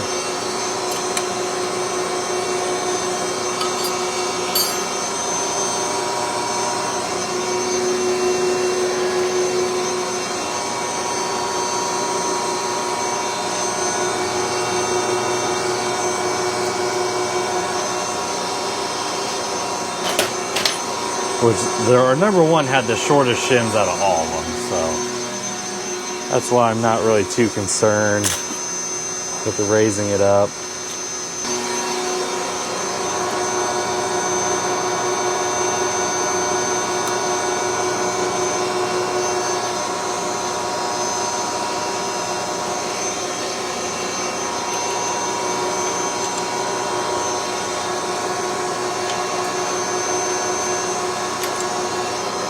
Okay, let's try it again.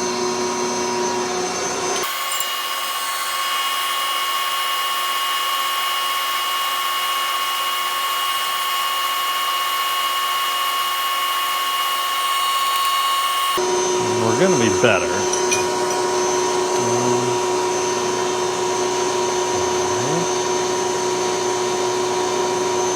Still think this one might be a little bit past.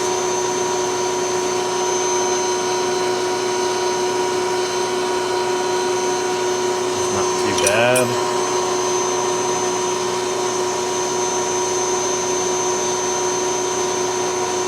This one's going to be pretty close to spot on. That was spot on. Number 6.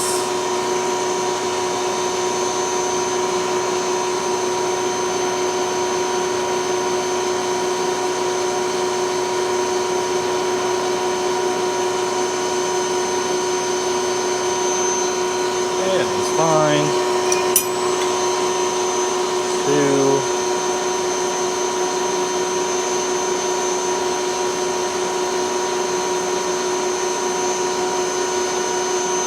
Okay, and then number 4.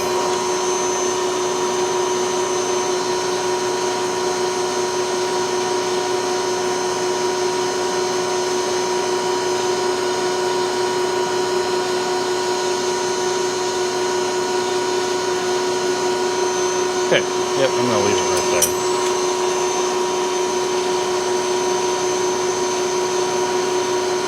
Back to my number 0.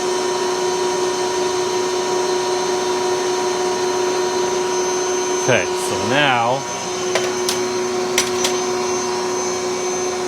I need to be 6 degrees past this point.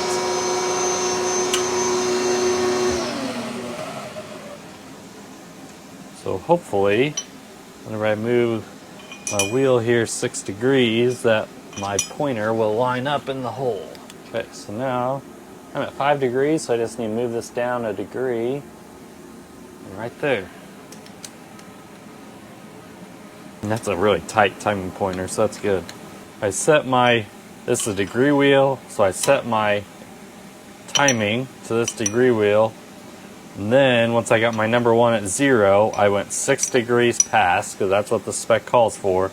And my timing pointer was about 5 degrees at first, so then I slid the timing plate down to match my 6 degrees. So now our timing is set. Now we just got to add oil to it, do a couple other things, and then we'll be ready to run.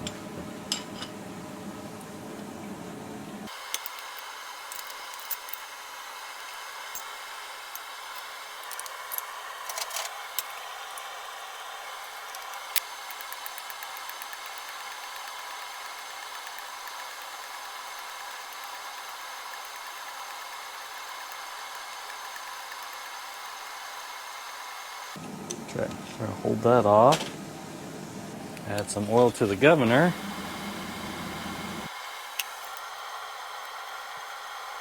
Put my return line on, added oil to the pump and the governor.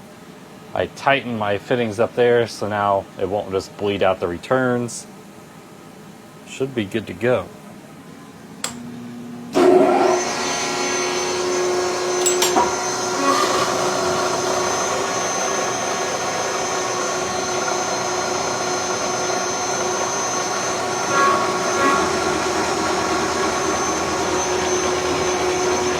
That puts a fuel pressure to it.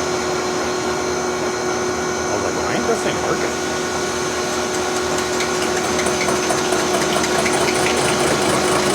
There we go.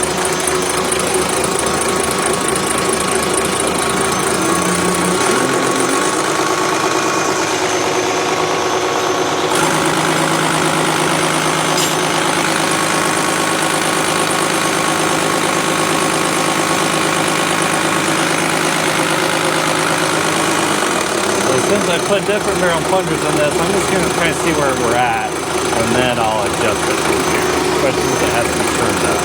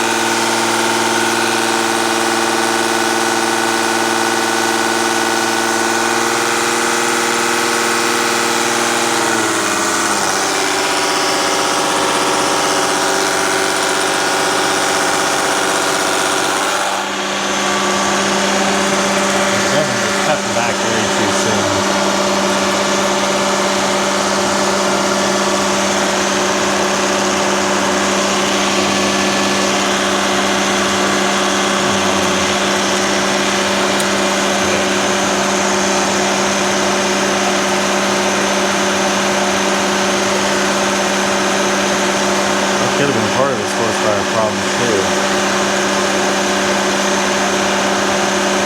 Maybe it wasn't getting dark lines.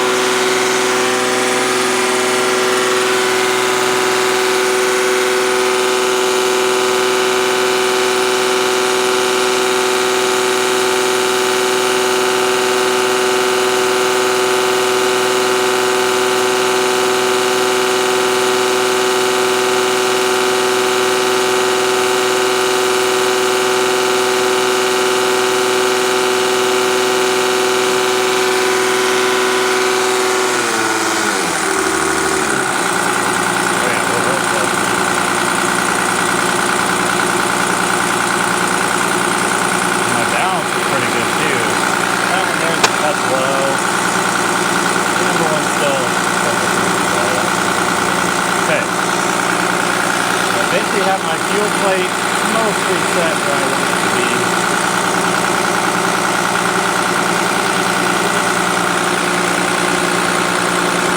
I might bump it up a little bit more.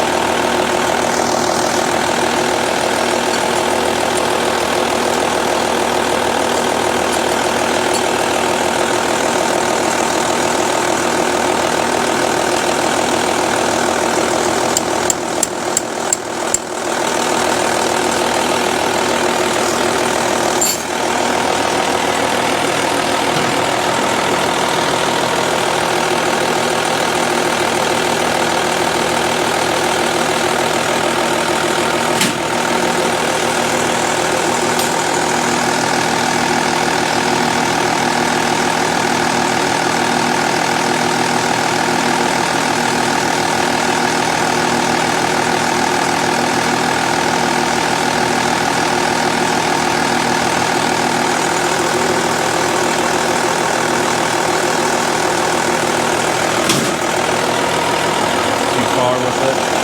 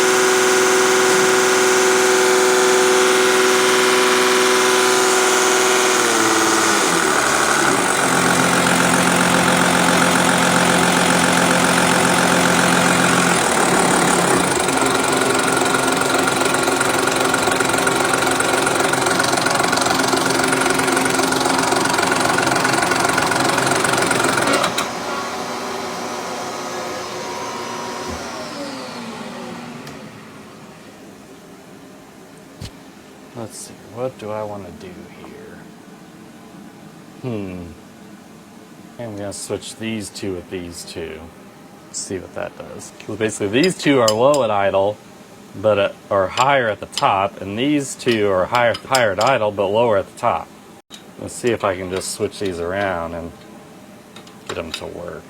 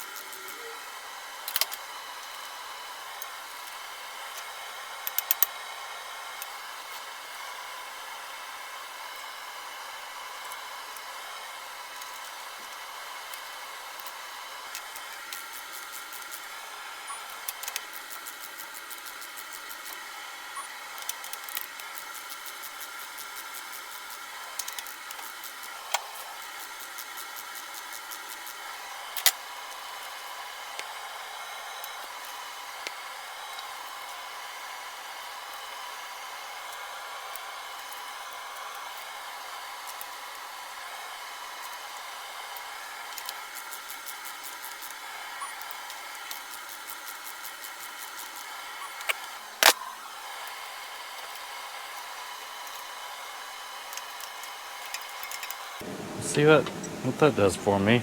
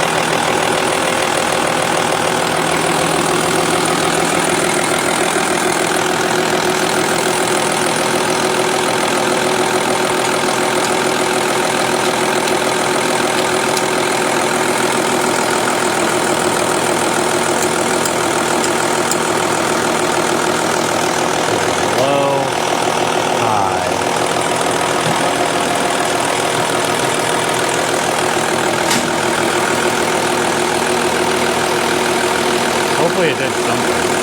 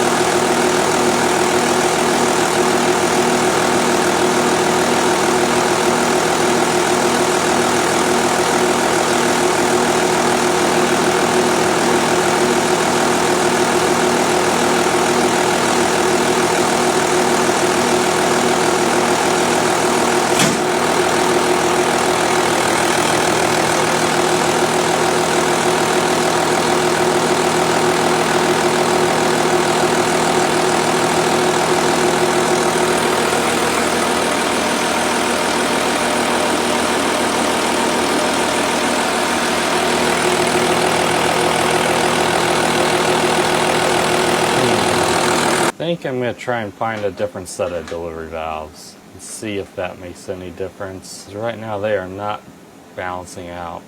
Okay, I got all these switched out to different delivery valves, so we'll see what happens now.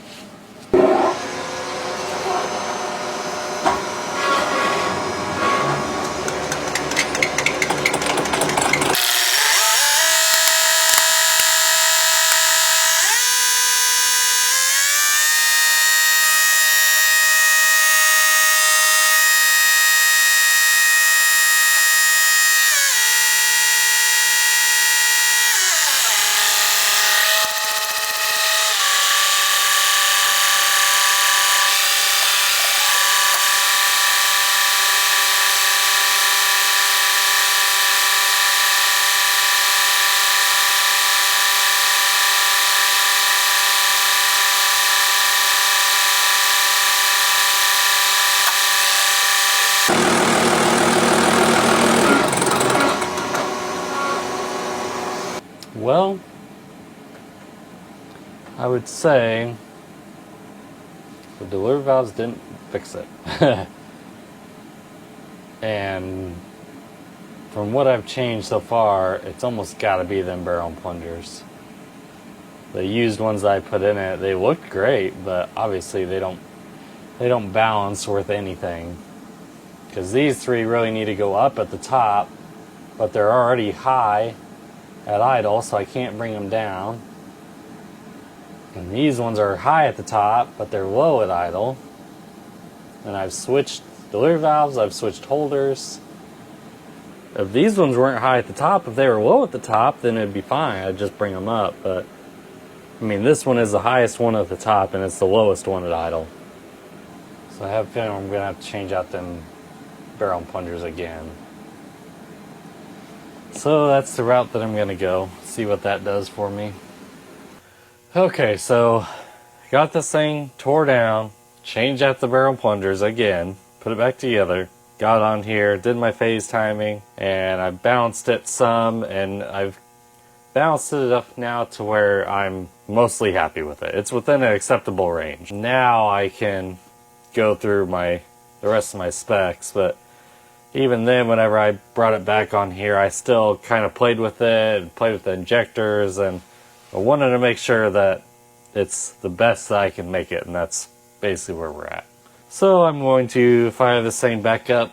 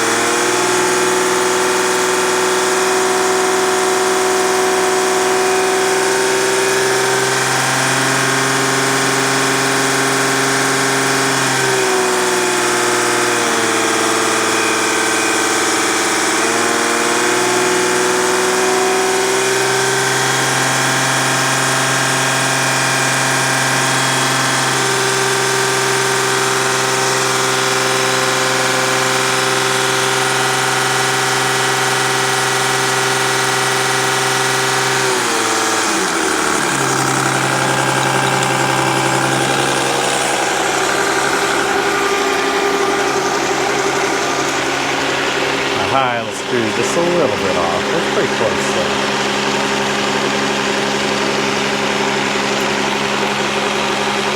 I'm getting just a little too much RPM.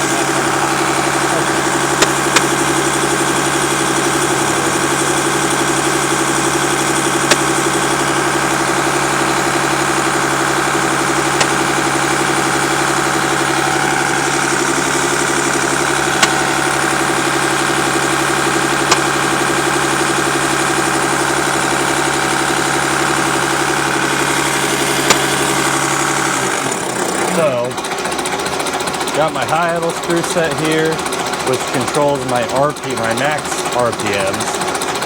That's perfect. The duckbill, so whenever it follows the fuel plate, it has to fall within a certain millimeter range, within a certain RPM.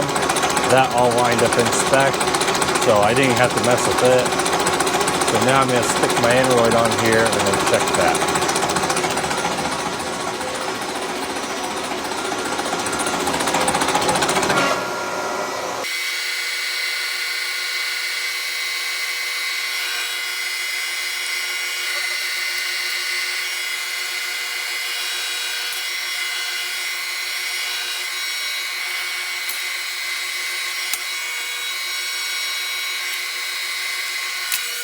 And again, since he wants this thing turned up 25%, I'm also going to set this up 25% over.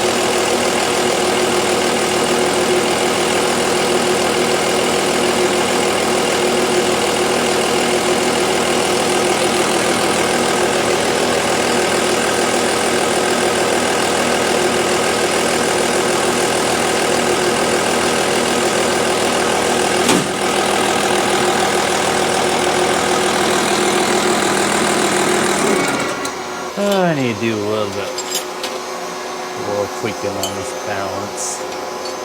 This one can go up a scotch.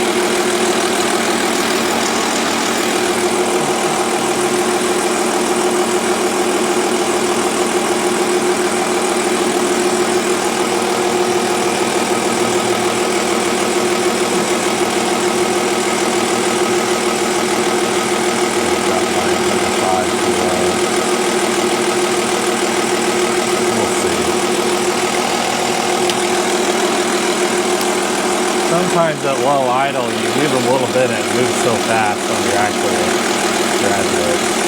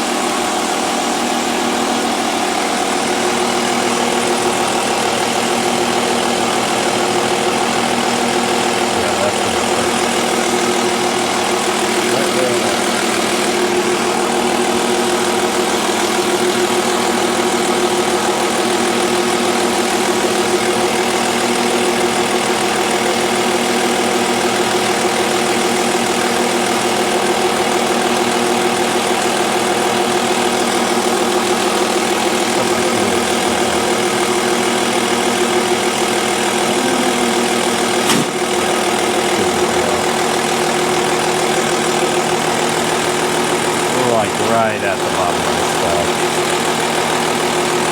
So I'll just pump that up. The math wasn't mathing yet.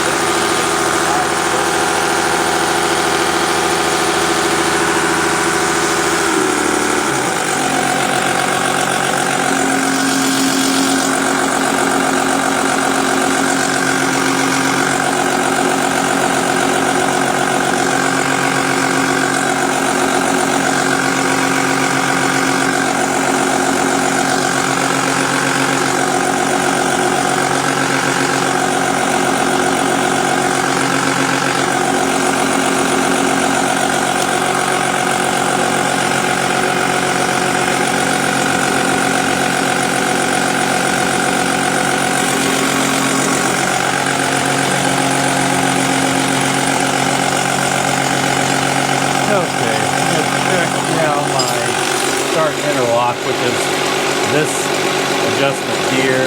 So that aneroid piece that comes down, technically my duckbill is supposed to go underneath. On this one it's not really going to matter because it doesn't go underneath that fuel plate. So really,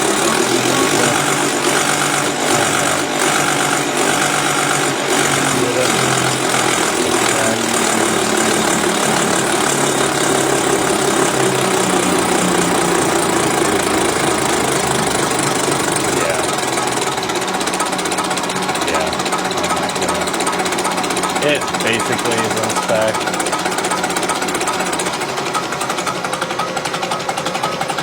That's more for, like I said, ones that it goes underneath the fuel plate to start, and this one it doesn't, so.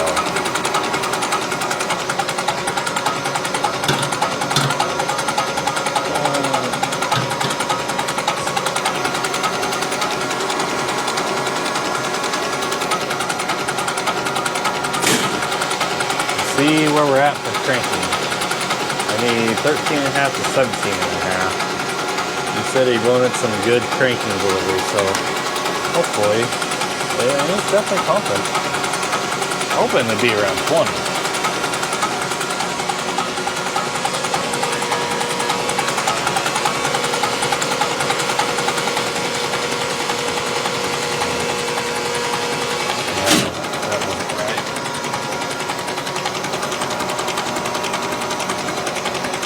Okay, so actually, I do need to do that setting.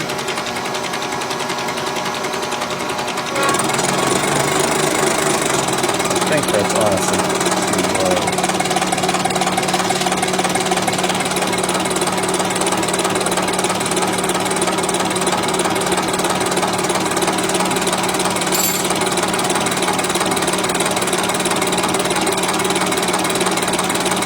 Yeah, because it's not going underneath that to start.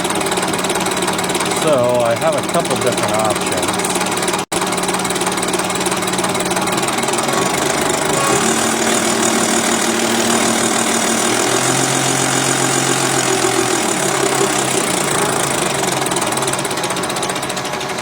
Yeah.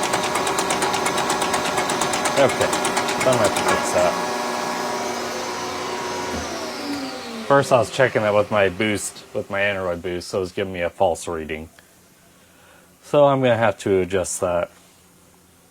I'll either change out that piece inside of there, because they make different height ones, because it's not going underneath the Aneroid to get to the fuel plate for start. Because it says, yeah, I need 13 millimeters, which is where it's at full boost, but of course you don't run full boost at cranking. So let's take this off.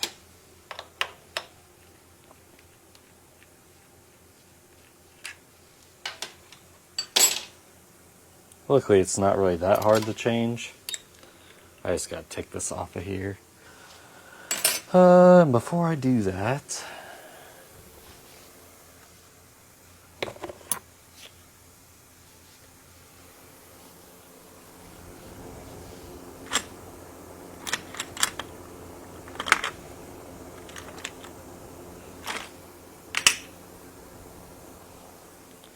I'm going to make a mark on there so that way I know where to put that Aneroid back.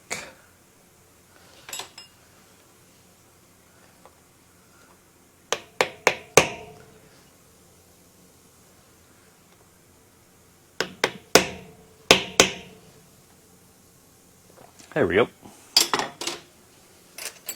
Because that thing does slide and that changes your no air setting.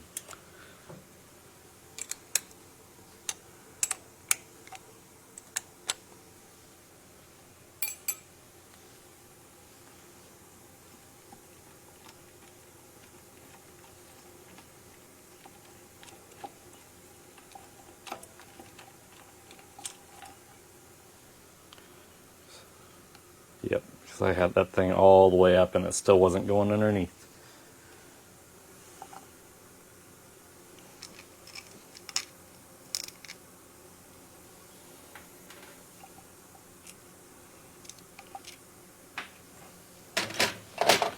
Okay, so took this off, took that little arm out, replaced it with a different arm that was thinner.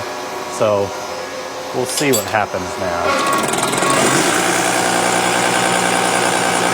Gotta speed it up and make sure that now I'm at my no air setting. And now as I slow it down, it should go up to about 12. So I'm at 8.5 now. Yep, see, so right there, now it's going underneath the aneroid and it's hitting the fuel plate. So now it's actually functioning correctly. So now we'll just check our cranking and we will be done.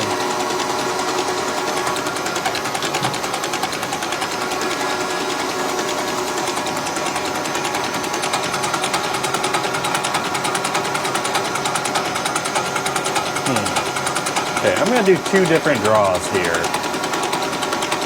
It's technically like right there. Since supposedly he has an air actuated throttle, it might reset to low idle at all times. So I'll check it at 10 millimeters, which is where it is at the stop set, and then I'll push it forward up to the 12 or something that it actually calls for. See what the difference is.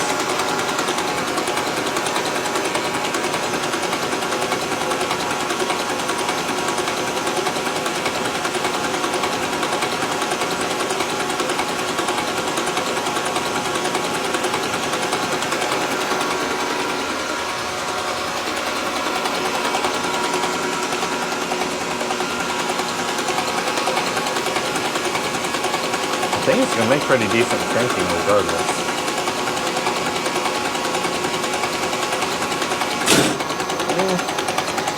Okay, so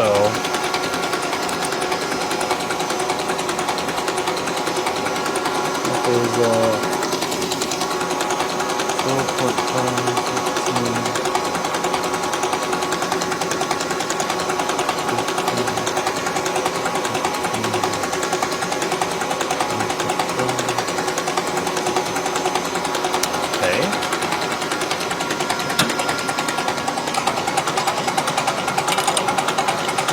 Now I'll pick it like this.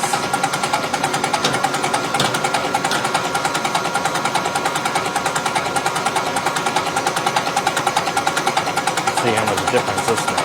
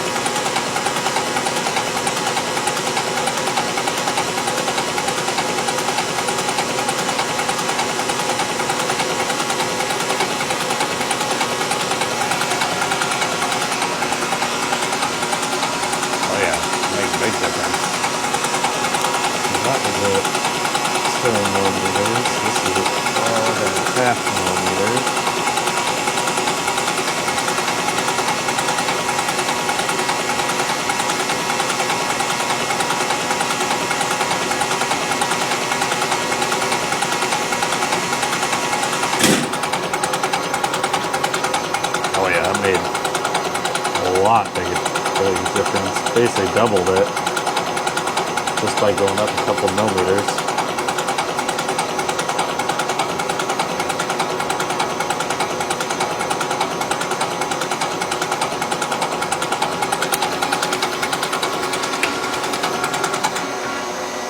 So we are now done. So I'll get this thing pulled off the stand and get a solenoid hooked back up and things like that and send her back his way. So I'll probably video putting other stuff on it, but past that you guys will see this pump back up at the front counter.